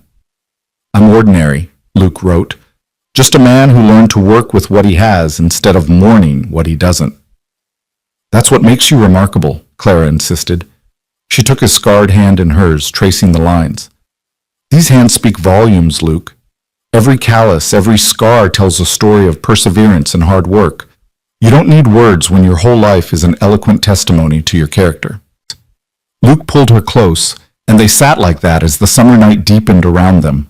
Two souls who'd found each other across silence and circumstance and had built something real from the ruins of their separate loneliness. In the distance, a coyote called, and another answered. Clara thought about voices and silence, about all the ways people communicated and all the ways love manifested. She'd once thought she needed words, declarations, poetry, but Luke had taught her that love could be quiet, could exist in steady presence and patient teaching, in defended reputations and gentle touches, in the way someone looked at you like you hung the stars. "I'm glad I got on that train," Clara whispered into the darkness. Luke's arm tightened around her, and even without words, Clara understood his response perfectly. "So am I. So am I. So am I." August arrived with scorching heat and the kind of dry wind that made farmers anxious. Clara watched the sky obsessively now, having learned from Luke to read the subtle signs of coming weather. The corn stood tall in the south field, the stalks a vibrant green that seemed almost defiant against the parched prairie. Luke checked the irrigation system twice daily, his movements precise and worried. "It's going to be all right," Clara told him one evening as they surveyed the fields together. "You've prepared for this." Luke's expression was tense. He wrote, "A week without rain and even the irrigation won't be enough. The well water is already running lower than usual." "Then we pray for rain," Clara said simply. "And we trust that all your hard work will see us through." But Luke's anxiety was contagious, and Clara found herself startling awake at night at the slightest sound, hoping for the patter of rain on the roof. Beside her, Luke slept fitfully when he slept at all, often rising before dawn to check the fields by lantern light. On the fifth day without rain, Clara found him standing in the cornfield at midday, despite the brutal heat. His hand rested on a stalk, and even from a distance, she could see the defeat in his posture. She brought him water and stood beside him silently. "Show me," she finally said. Luke reached up and pulled down an ear of corn, carefully peeling back the husk. The kernels were forming, but they looked small, stressed. He wrote with his free hand, "Without rain in the next few days, we'll lose at least half the crop. Maybe more." "What can we do?" "Nothing. Just wait and hope." His jaw was tight with frustration. Clara took his hand, squeezing firmly. "Then that's what we'll do. Together. And if we lose the crop, we'll figure out another way. We've survived worse than a bad harvest." Luke looked at her with such gratitude that her heart ached. He pulled her close, pressing his forehead to hers, and they stood like that in the middle of the struggling field, two people holding on to each other against an uncertain future. That night the wind shifted. Clara woke to Luke sitting bolt upright in bed, his hand on her shoulder. She could feel the tension in his grip. "What is it?" she whispered, then heard it, a distant rumble of thunder. Luke was already out of bed, moving to the window. Clara joined him, and together they watched clouds rolling in from the west, backlit by lightning that flickered like distant artillery fire. "Rain?" Clara breathed hopefully. Luke nodded, but his expression was complicated. He reached for his ever-present notebook. "Rain, yes, but maybe a storm too. Could save the crops or destroy them depending on how bad it gets." The storm hit an hour before dawn with a violence that made the little house shudder. Rain lashed the windows, and wind howled around the eaves like something alive and angry. Clara and Luke dressed quickly, both understanding without words that they needed to be ready for whatever damage the storm might bring. Lightning illuminated the world in stark flashes, the barn, the chicken coop, the fields bending under the wind's assault. Thunder cracked so loudly it felt physical, rattling Clara's bones. She moved close to Luke, and his arm came around her automatically, protective. "The animals," Clara said, raising her voice to be heard over the storm. Luke was already reaching for his coat. He wrote quickly, "I'll check the barn. You stay here where it's safe." "Absolutely not," Clara said firmly. "We go together or not at all." Luke's jaw set stubbornly, but Clara matched his expression. Finally, he nodded, and they ventured out into the maelstrom together. The world was chaos, rain so thick Clara could barely see 3 feet ahead, wind that threatened to knock them both off their feet, mud that sucked at their boots with every step. They made it to the barn to find the horses wild-eyed with fear but unharmed. Luke checked the structure quickly while Clara soothed Dolly and Buck with touch and voice. "What about the chicken coop?" Clara shouted over the storm. Luke's face was grim. The coop was smaller, flimsier. He gestured for Clara to stay put, but she shook her head stubbornly. They fought their way across the yard together, and Clara's heart sank when she saw the coop's door hanging open, blown loose by the wind. "Henrietta!" Clara cried, thinking of her favorite hen and the eggs she'd been sitting on. She pushed past Luke into the coop, holding her lantern high. Several chickens huddled in the corners, terrified but present. But Henrietta's nest was empty. Clara's throat tightened with irrational grief. It was just a chicken, she told herself, but Henrietta had been the first animal she'd really bonded with on the farm, and the thought of her chicks never hatching made Clara's eyes sting. Luke touched her shoulder, understanding without explanation. He gestured, "Wait here," and disappeared back into the storm. Clara wanted to follow, but forced herself to stay, securing the remaining chickens and repairing the door as best she could with shaking hands. Minutes stretched into eternity. Clara's anxiety grew with each passing moment. What if Luke had been hurt? What if he'd fallen in the darkness, knocked unconscious by debris? She was just about to go searching for him when he reappeared, soaked through and covered in mud, cradling something against his chest. It was Henrietta, bedraggled and furious but alive. And tucked against her were 3 tiny peeping chicks, impossibly fragile and somehow still intact. "Oh, Luke," Clara breathed, taking the hen carefully. "You found them." Luke's smile was tired but genuine. He'd risked himself in a dangerous storm to rescue a chicken and her babies because he knew it would matter to Clara. Her heart swelled with love so intense it was almost painful. She settled Henrietta and the chicks in a protected corner of the coop, then turned to Luke and kissed him fiercely, tasting rain and mud and gratitude. When they broke apart, both breathing hard, she said, "Thank you for understanding, for caring about something that probably seems silly to you." Luke shook his head and pulled out his soaked notebook. The pages were damp, but he managed to write, "Not silly. You love her. That makes her important." They made it back to the house as dawn began to gray the eastern sky. The storm was passing, the rain gentling to a steady drumming. Luke built up the fire while Clara made coffee, and they sat wrapped in blankets, watching the day break through windows streaked with rain. "Do you think the corn survived?" Clara asked quietly. Luke's expression was weary. "We'll know in a few hours. The rain will help if the wind didn't break too many stalks." They waited until full light, then ventured out to survey the damage. The yard was a mess of debris, branches, scattered tools, a section of fence that would need repairs. But when they reached the cornfield, Clara felt relief wash through her. The stalks were battered, leaning in places, but mostly intact, and the earth was soaked, properly soaked, for the first time in weeks. Luke walked through the rows slowly, checking plants with careful hands. When he returned to where Clara waited, his eyes were bright with cautious hope. Some damage, but the irrigation system held. Most of the crop should make it now. The rain came just in time. Clara threw her arms around him, laughing with relief. They stood in the muddy field, holding each other, and Clara thought about resilience, about how much could be endured and survived with the right partner beside you.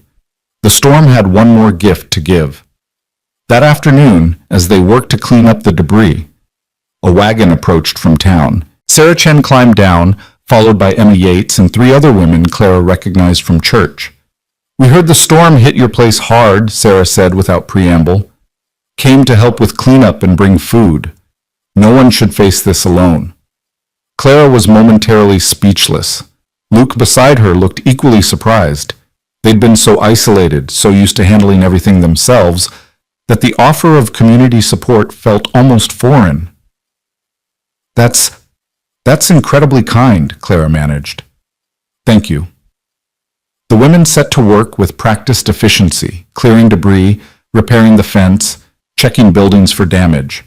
Someone had brought a basket of fresh bread and cold chicken, and they all ate together at midday, sitting on the porch in a companionable group.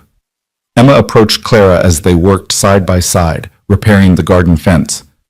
"Mrs. Holbrook, Clara, I wanted to say what you did in town last month, standing up to Mr. Crenshaw. That was brave. He's bullied people for years and no one challenges him." "He was insulting my husband," Clara said simply. "I won't tolerate that." "I know, and it matters." Emma's voice dropped lower.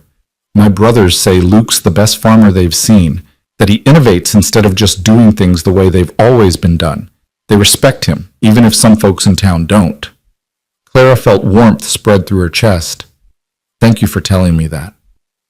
As the afternoon wore on and the cleanup progressed, Clara found herself watching Luke interact with the women who'd come to help. He couldn't engage in the usual banter and gossip that flowed naturally among them, but he communicated through nods and gestures, through showing rather than telling. And Clara noticed that the women didn't treat him with pity or awkwardness. They simply accepted his silence as part of who he was and worked around it naturally. When the group finally departed as evening approached, Sarah pulled Clara aside. "You're building a good life here. Don't let anyone make you doubt that." "Some days I don't doubt it at all," Clara admitted. Other days are hard," Sarah finished. "That's true for everyone. But you've got something real with Luke. I can see it. The way you work together, defend each other, understand each other without words. That's rarer than you might think." After they'd gone, Clara and Luke sat on their porch, exhausted but satisfied. The farm was battered but standing. The crops would survive. They had friends, actual friends. In this community, they'd begun to build a life within. "Today was good," Clara said softly. "Frightening and exhausting, but good. We made it through." Luke's hand found hers, squeezing gently. He wrote with his free hand, "We make a good team, in storms and in sunshine." "We do," Clara agreed, then hesitated before voicing something that had been on her mind for weeks. "Luke, I've been thinking about the future, about children." Luke's hand stilled in hers. He turned to face her fully, his expression cautious and questioning.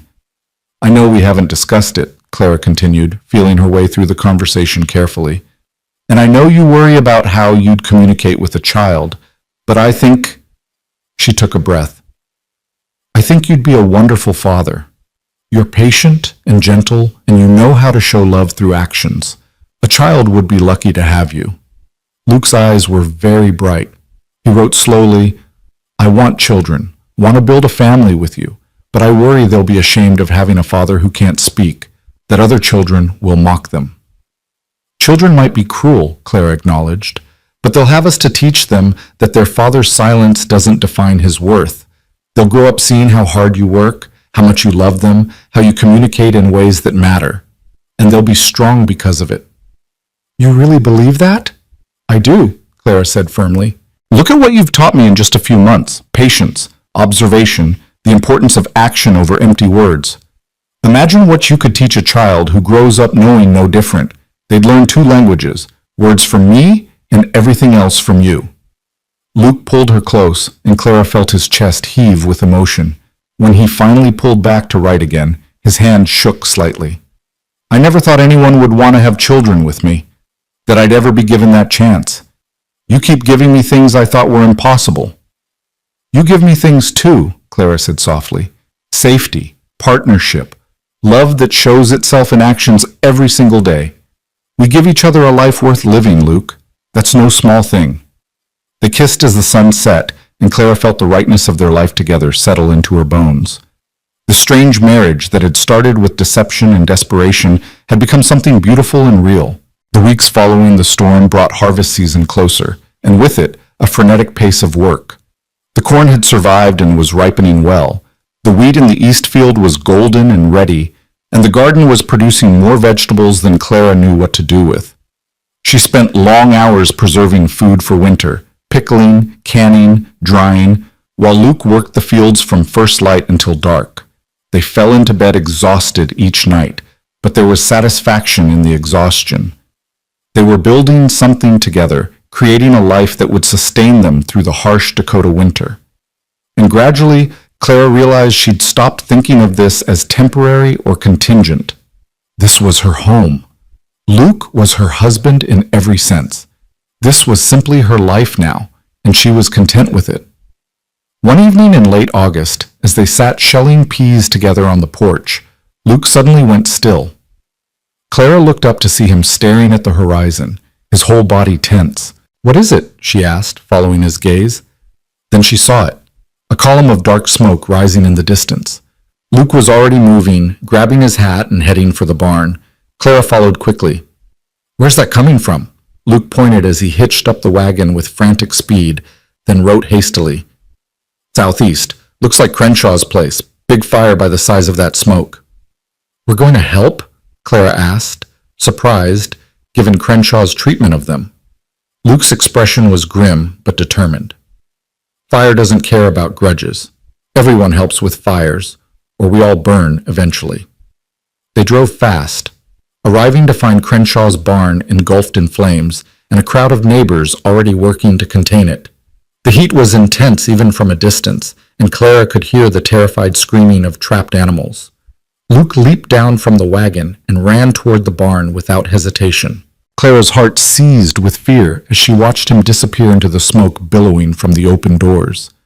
He'll get himself killed, someone shouted, one of Crenshaw's farmhands. Clara stood frozen, every instinct screaming at her to run after Luke, to pull him back, to keep him safe, but she forced herself to stay put, to trust in his knowledge and capability. Luke knew what he was doing. He had to. Seconds felt like hours. Other men were fighting the fire with bucket chains from the well, but the barn was already lost. The goal now was just to keep it from spreading to the house and other structures. Then Luke emerged from the smoke, leading a panicked horse by its halter. Behind him, another man appeared with a second horse. They'd gotten the animals out. Clara's knees went weak with relief. But Luke wasn't done. He handed off the horse and turned back toward the barn. Clara saw his intention, and her heart stopped. No, she screamed, running toward him. Luke, no! It's not safe! He turned, and their eyes met across the chaos. Clara saw the determination in his face. There were more animals inside, and he couldn't leave them to burn. He held up one hand. Wait, trust me.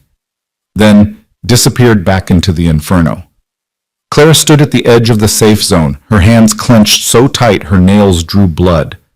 Around her, people shouted instructions, hauled water, worked to save what could be saved. But all Clara could see was the barn entrance, willing Luke to reappear.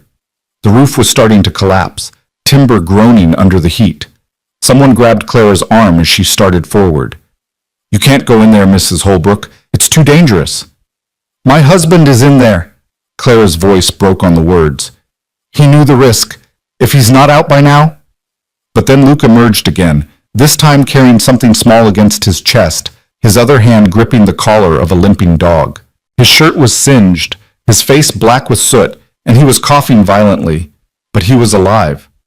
Clara ran to him, tears streaming down her face. "You absolute fool! You could have died!" Luke set down what he'd been carrying, a box of squirming barn kittens, and let someone else take the injured dog.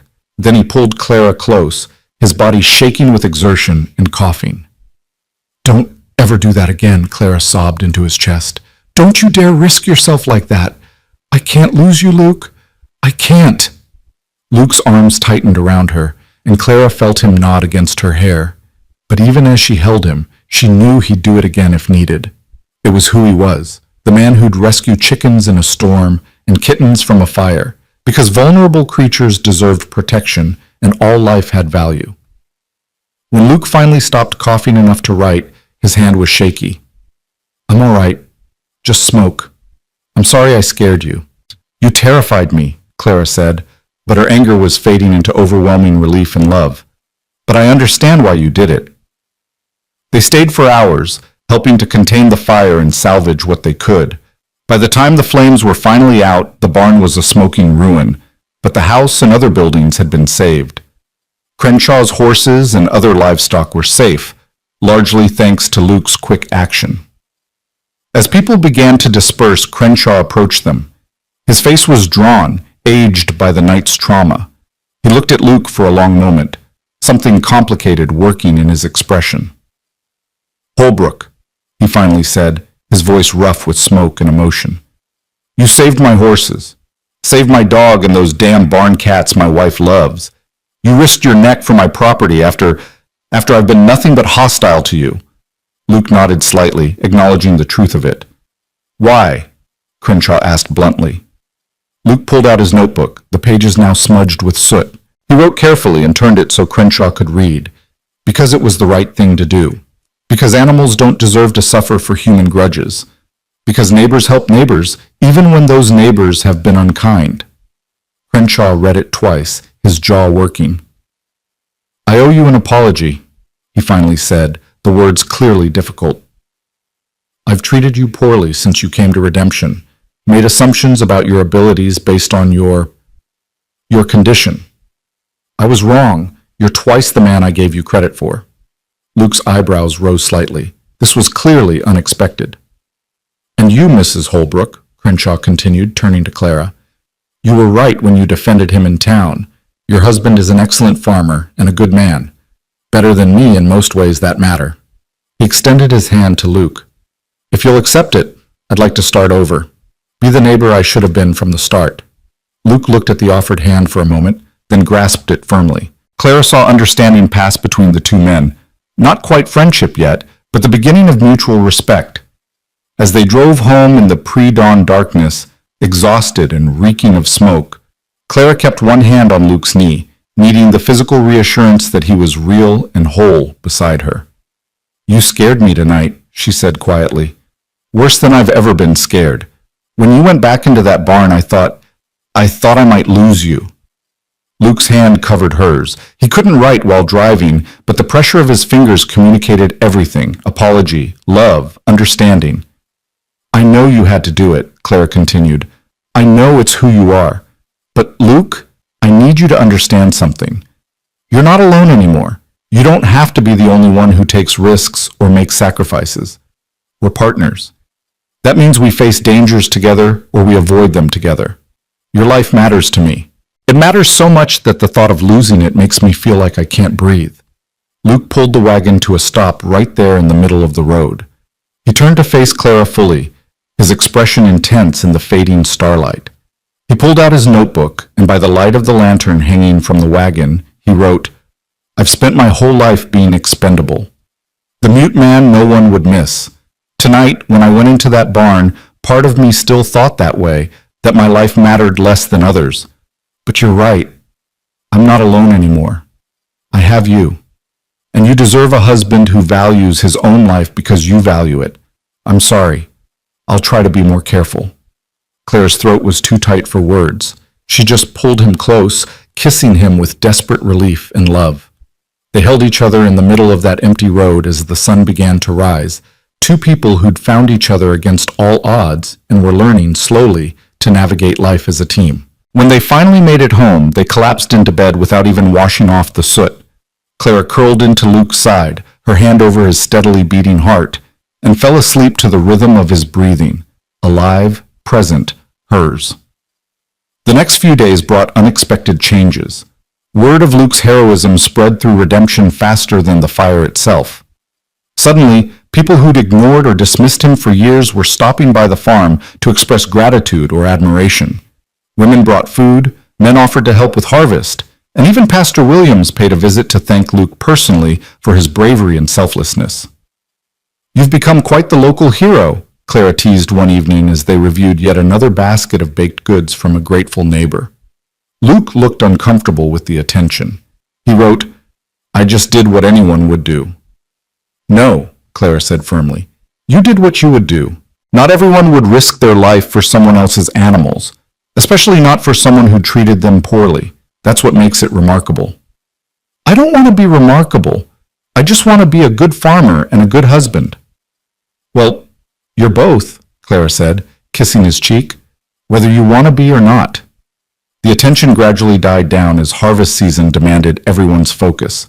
Luke and Clara worked side by side cutting wheat, shocking corn, gathering the last of the garden vegetables. It was brutal work, but there was something deeply satisfying about it. The tangible proof of their labor, the security of full storage for winter, the knowledge that they'd built this together. On the last day of harvest, as the sun set over fields stripped clean and productive, Luke and Clara stood together surveying their work. They were exhausted, dirty, and achingly proud. "We did it," Clara said softly. "Our first full harvest together. And it's good, Luke. Really good." Luke pulled her close, and they stood like that as twilight deepened around them. No words needed, no grand declarations. Just two people who'd learned to communicate across silence, who'd built a life from nothing, who'd chosen each other every day, even when it was hard. Clara thought about the woman who'd stepped off that train months ago, scared, desperate, uncertain. She barely recognized that person now. This Clara was strong, capable, loved, home. "Thank you," she whispered into Luke's chest.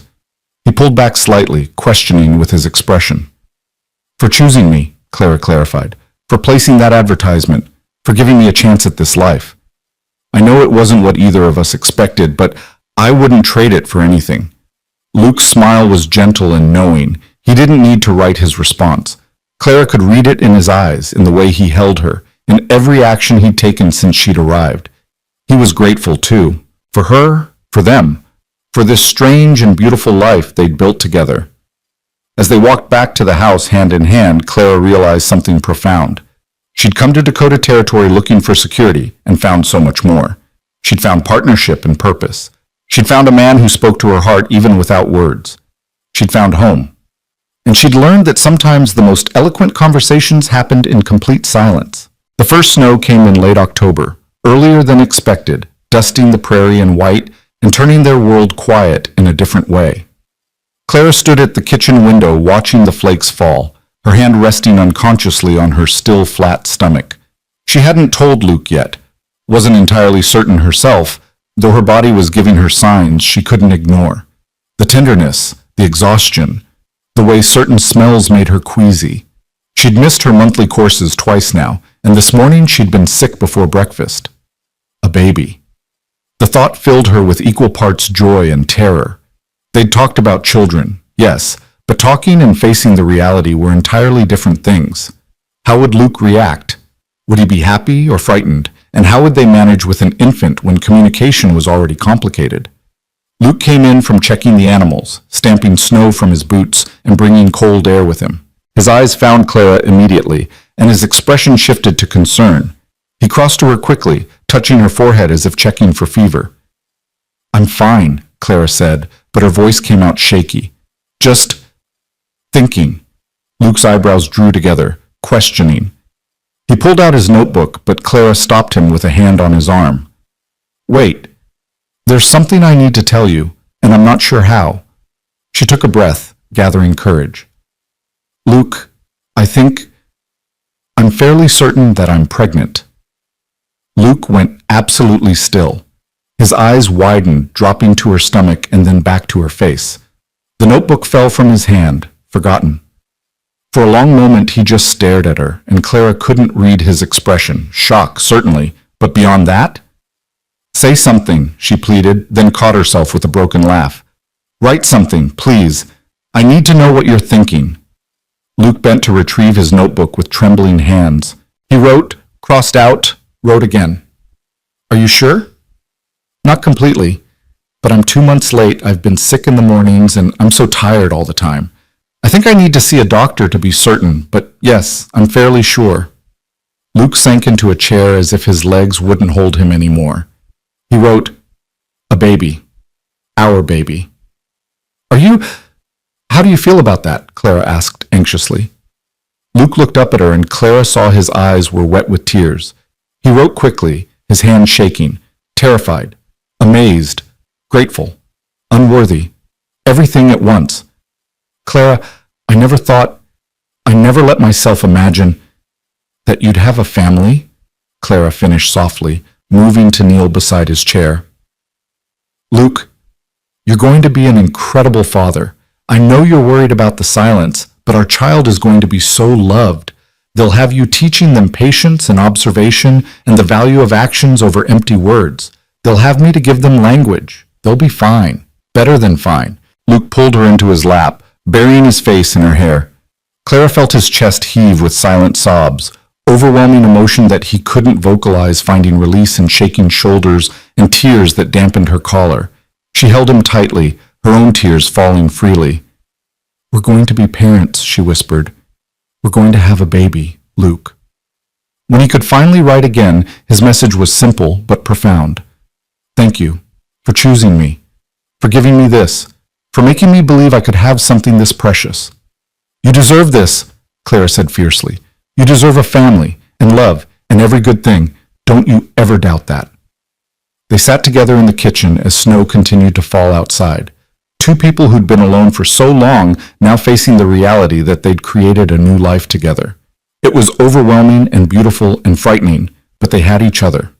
That was what mattered. The next day, they made the trip into town to see Dr. Morrison, an older man with kind eyes and steady hands. He confirmed what Clara already knew. She was approximately 10 weeks pregnant, healthy, and the baby should arrive sometime in May. "First child?" Dr. Morrison asked as he helped Clara sit up from the examination. "Yes," Clara said, reaching for Luke's hand. "For both of us." The doctor nodded, glancing at Luke. "Mr. Holbrook, I'm going to give your wife some instructions for her care during the pregnancy. You'll need to make sure she follows them." He spoke slowly and clearly, the way people often did with Luke, and Clara felt irritation flash through her. "Doctor," she said firmly, "my husband can hear perfectly well. He simply can't respond verbally. If you have instructions, please give them to both of us, and he can write down any questions he has." Dr. Morrison had the grace to look embarrassed. "Of course. My apologies, Mr. Holbrook."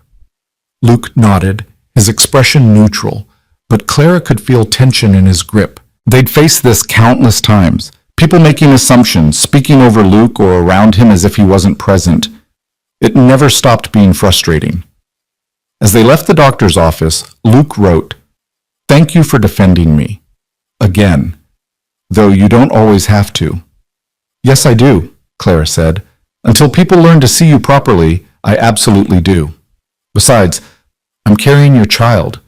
If I don't stand up for their father, what kind of example am I setting?"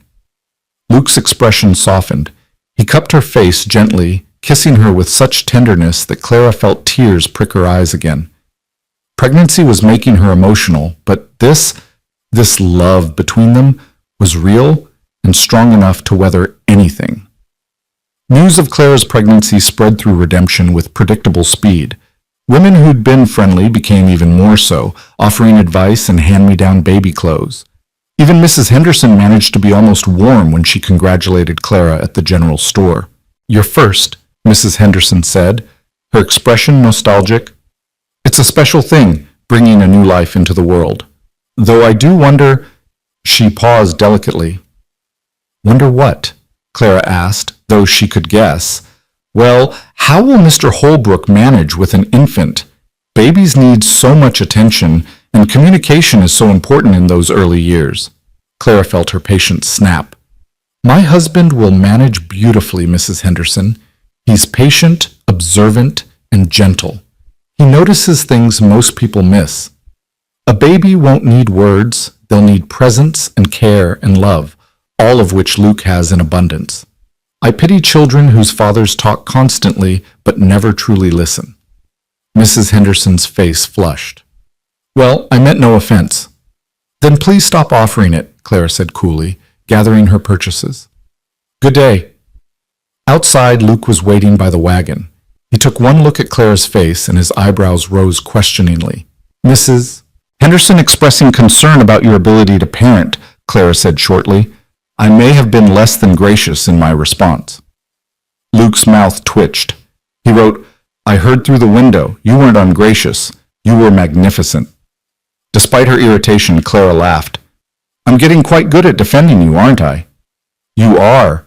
Though I hope our child inherits your ability to speak truth to power, and maybe a bit of your temper, too. It serves you well. And what do you hope they inherit from you?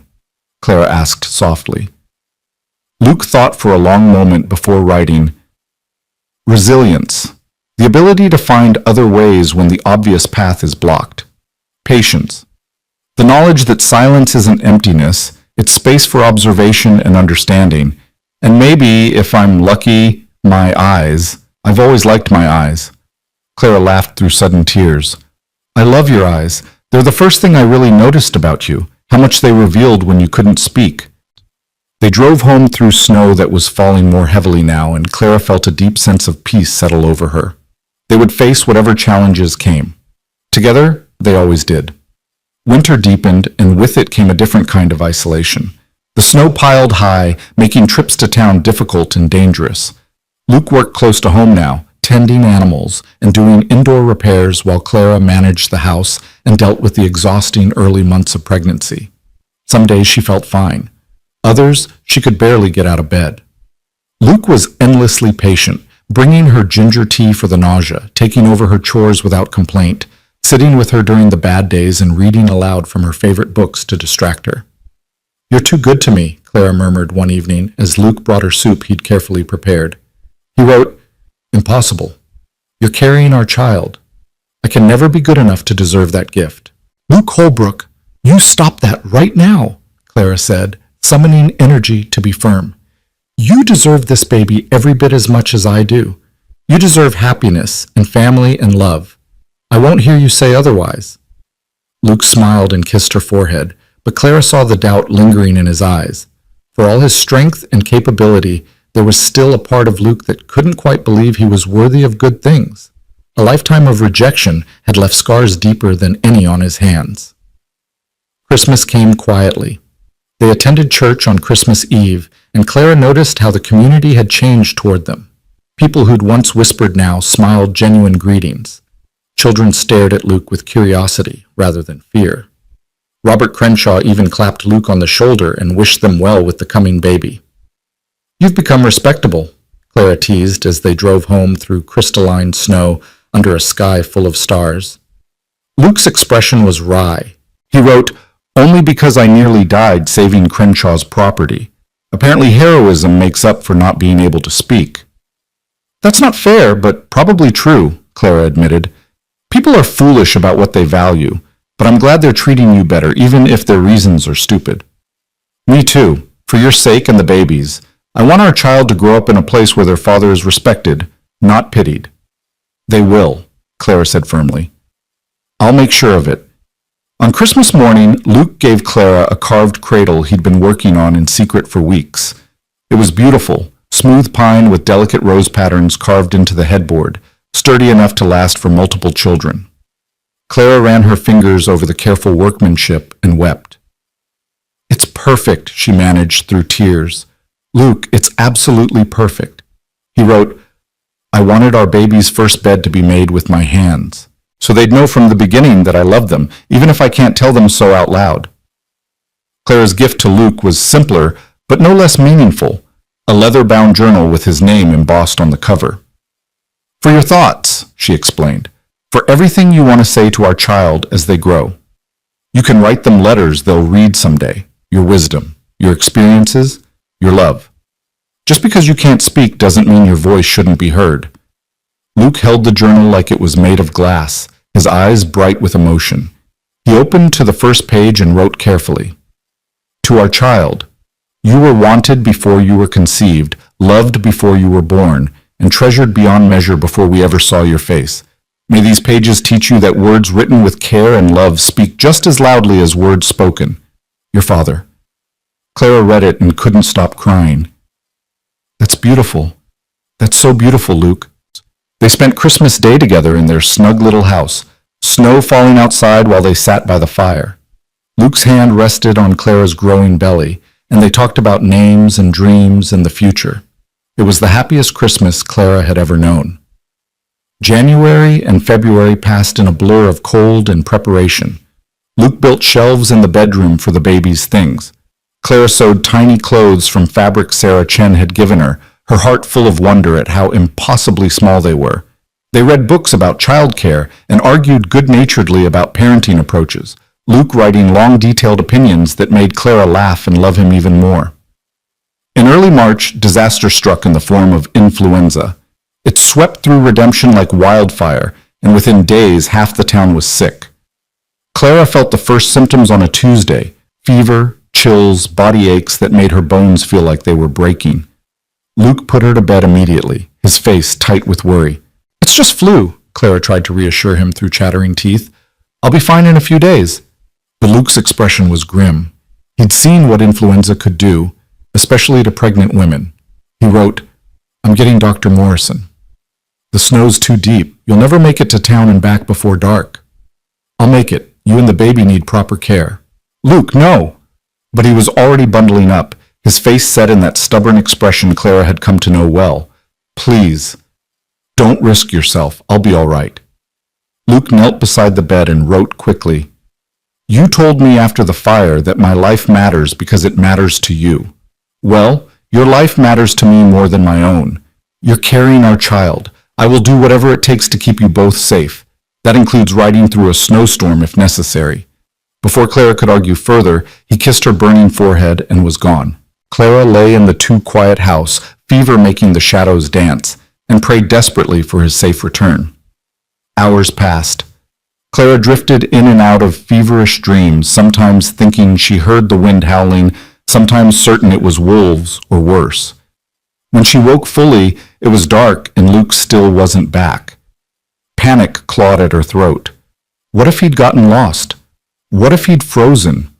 What if she'd sent him to his death by being sick? Then she heard it, the sound of horses, voices, the door opening. Luke appeared at the bedroom door with Dr. Morrison behind him, both men covered in snow and ice. "Foolish time to drag an old man out in a blizzard," Dr. Morrison grumbled, but his eyes were kind as he examined Clara. "Though I suppose I can't fault a man for wanting to protect his wife and child." The doctor confirmed it was influenza and gave instructions for care, fever management, fluids, rest. "The danger is if it settles in her lungs or if the fever spikes too high. Could affect the baby. You'll need to watch her closely, Mr. Holbrook. Can you do that?" Luke nodded emphatically and wrote, "I won't leave her side." "Good man." Dr. Morrison prepared to leave, but the storm had worsened. Luke insisted he stay until morning rather than risk the return journey in darkness, and the doctor accepted gratefully. For the next 3 days, Luke barely slept. He kept cool cloths on Clara's forehead, made her drink water and broth even when she protested, changed her sweat-soaked nightgown, and held her when she shook with chills. He tracked her fever obsessively, writing down each reading, comparing them to the doctor's instructions.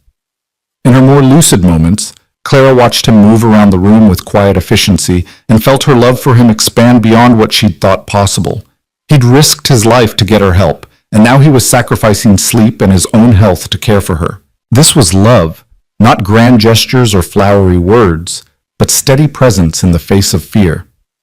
On the 4th day, Clara's fever finally broke. She woke to find Luke asleep in the chair beside the bed, his head pillowed on his arms on the mattress near her hand. He looked exhausted, his face gaunt with worry and lack of sleep. Clara ran her fingers through his hair gently, and his eyes opened immediately. "I'm better," she whispered. "The fever's gone." Luke sat up quickly, touching her forehead to confirm it himself. Then his shoulders sagged with relief so profound he nearly collapsed. He grabbed his notebook with shaking hands. "Thank God. I was so scared. The fever was so high yesterday. I couldn't bear to think what I thought." "I'm all right," Clara soothed. "We're all right. The baby's still moving. I can feel little flutters. You saved us, Luke, you and your stubborn determination to ride through a blizzard." "I'd ride through hell itself for you," he wrote simply.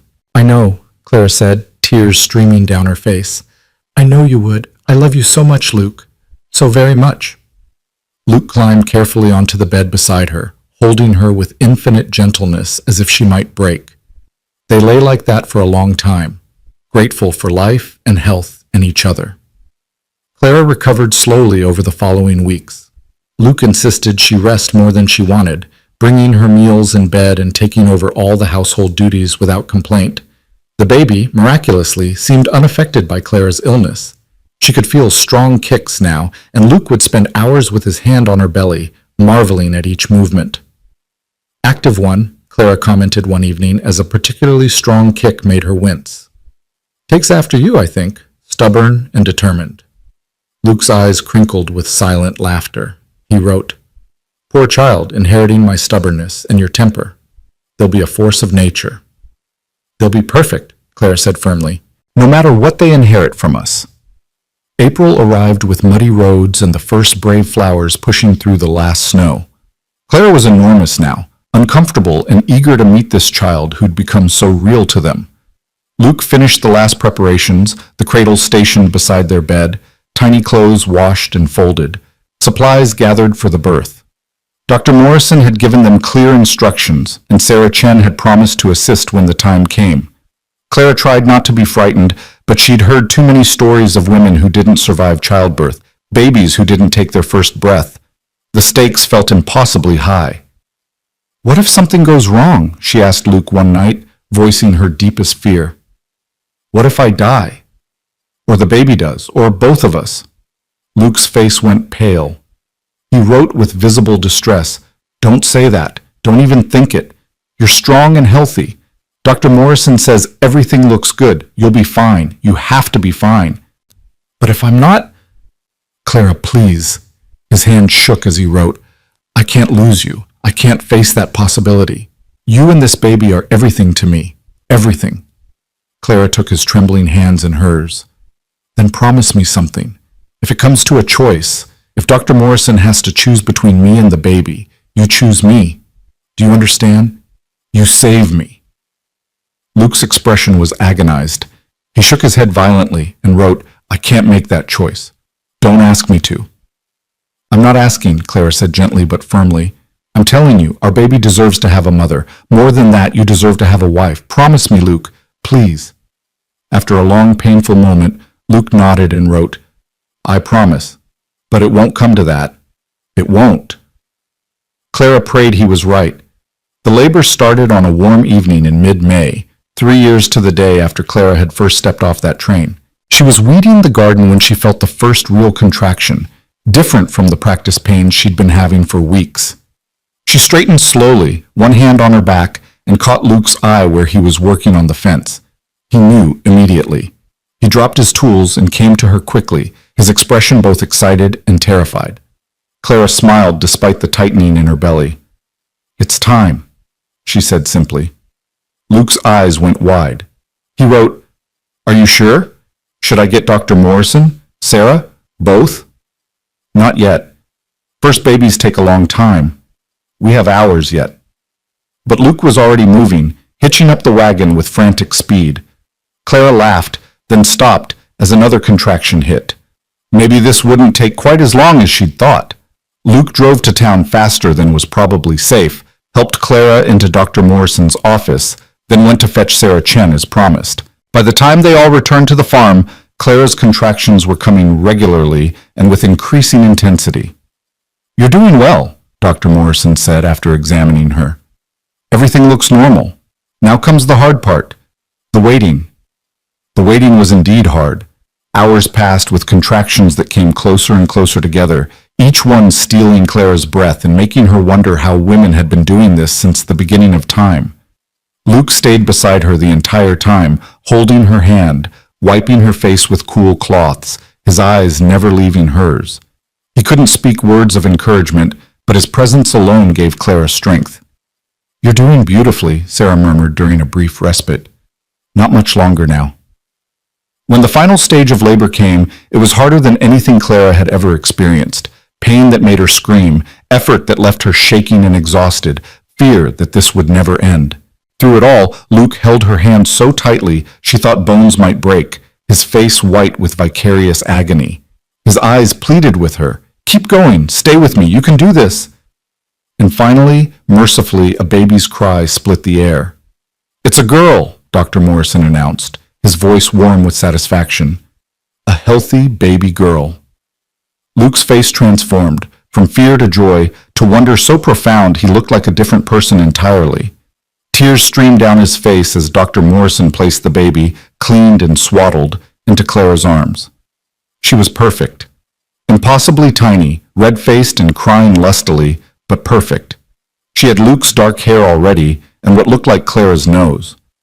Clara stared at her daughter in absolute awe, unable to believe this miracle existed. "We have a daughter," she whispered, looking up at Luke through her own tears. "Luke, we have a daughter." Luke nodded, unable to even write, just staring at this tiny person they'd created. When Sarah gently suggested he might want to hold the baby, he looked terrified but held out his arms.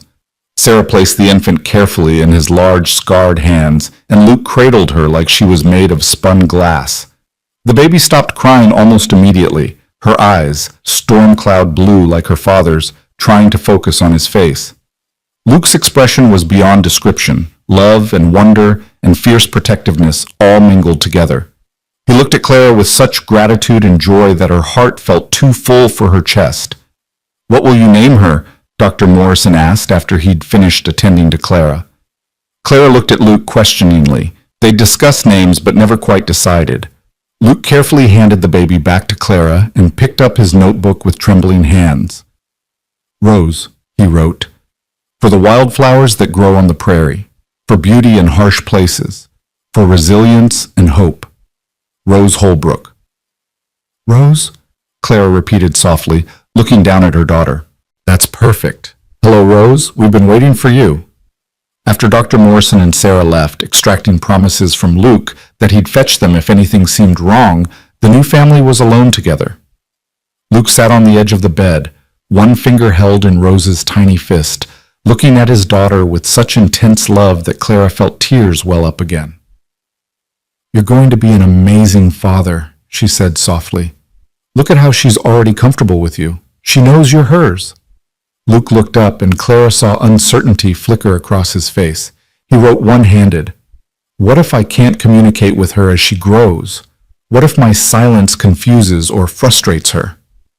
"Then we'll figure it out together," Clara said firmly. "Luke, you communicate better than most people who can speak. You'll teach her to observe, to notice details, to understand that words are just one way to express love. She'll be bilingual. She'll speak with voice like me and speak with presence like you, and she'll be stronger for it." Luke bent and pressed a kiss to Rose's tiny forehead, then to Clara's lips. When he pulled back, his eyes were still wet, but his expression was determined. He wrote, "I promise to be the father she deserves, to love her with everything I am, to teach her that different doesn't mean less, to show her every day that she's valued and cherished." "I know you will," Clara said. "We both will." As evening turned to night, Clara dozed with Rose sleeping against her chest while Luke sat watch, unable to look away from his wife and daughter. He'd spent his whole life being told he was incomplete, broken, less than. But looking at Clara and Rose, he felt complete for the first time. These two people needed him, not despite his silence, but just as he was. The weeks following Rose's birth were a blur of exhaustion and joy. The baby cried frequently, needed constant care, turned their quiet house into something much louder.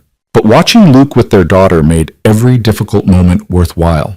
He was a natural, patient and gentle, seeming to understand what Rose needed even before Clara did.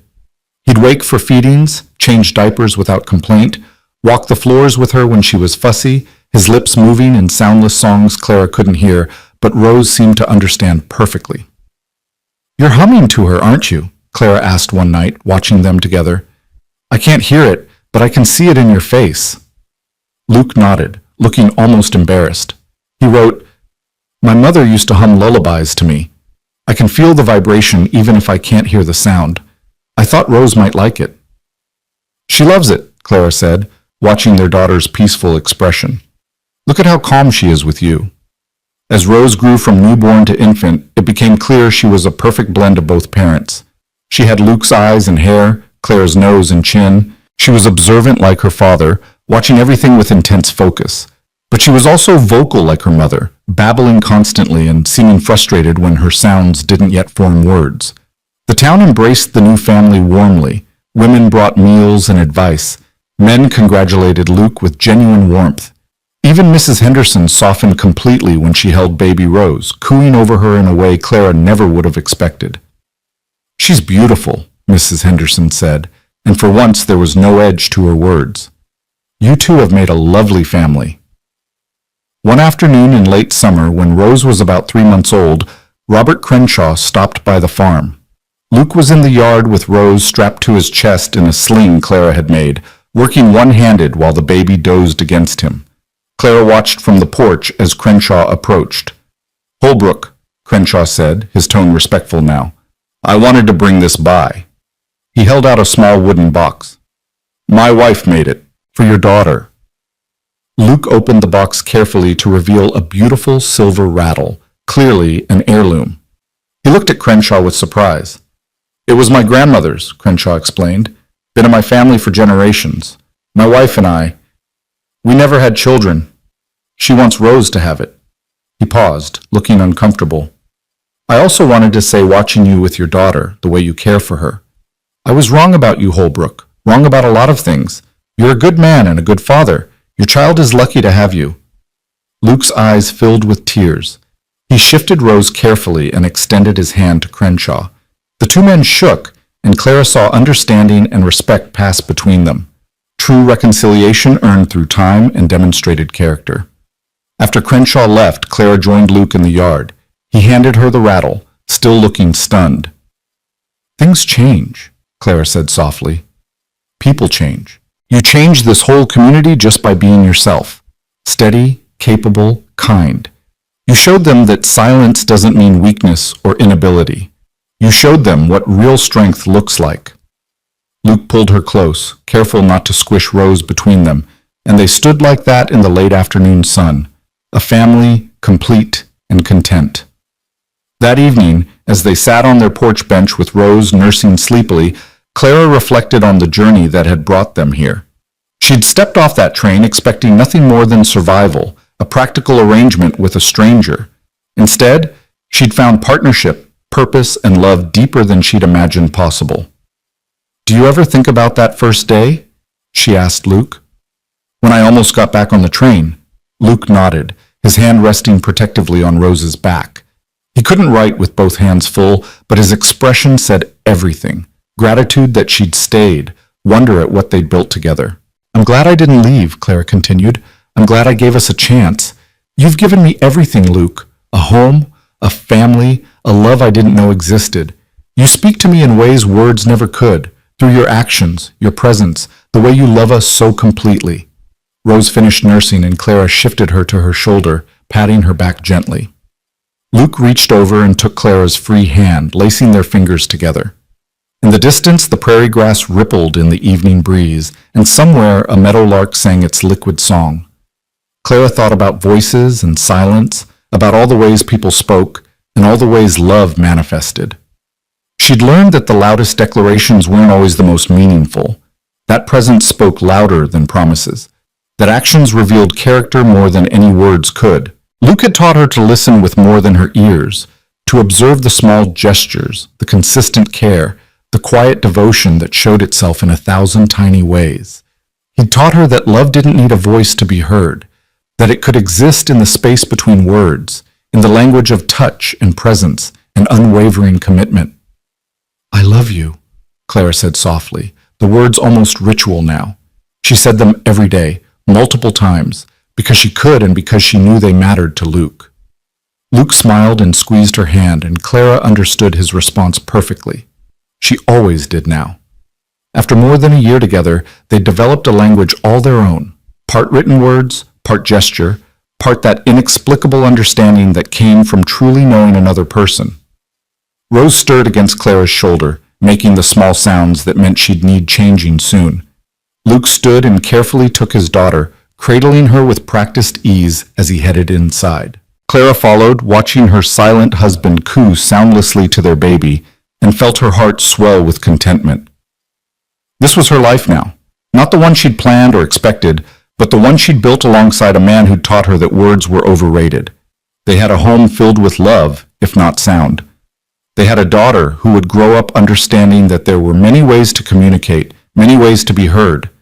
They had each other, and they had learned something profound, that the deepest conversations often happened in complete silence, that the truest declarations were written in actions rather than spoken aloud, and that love, real, lasting, transformative love, didn't need a voice to be eloquent.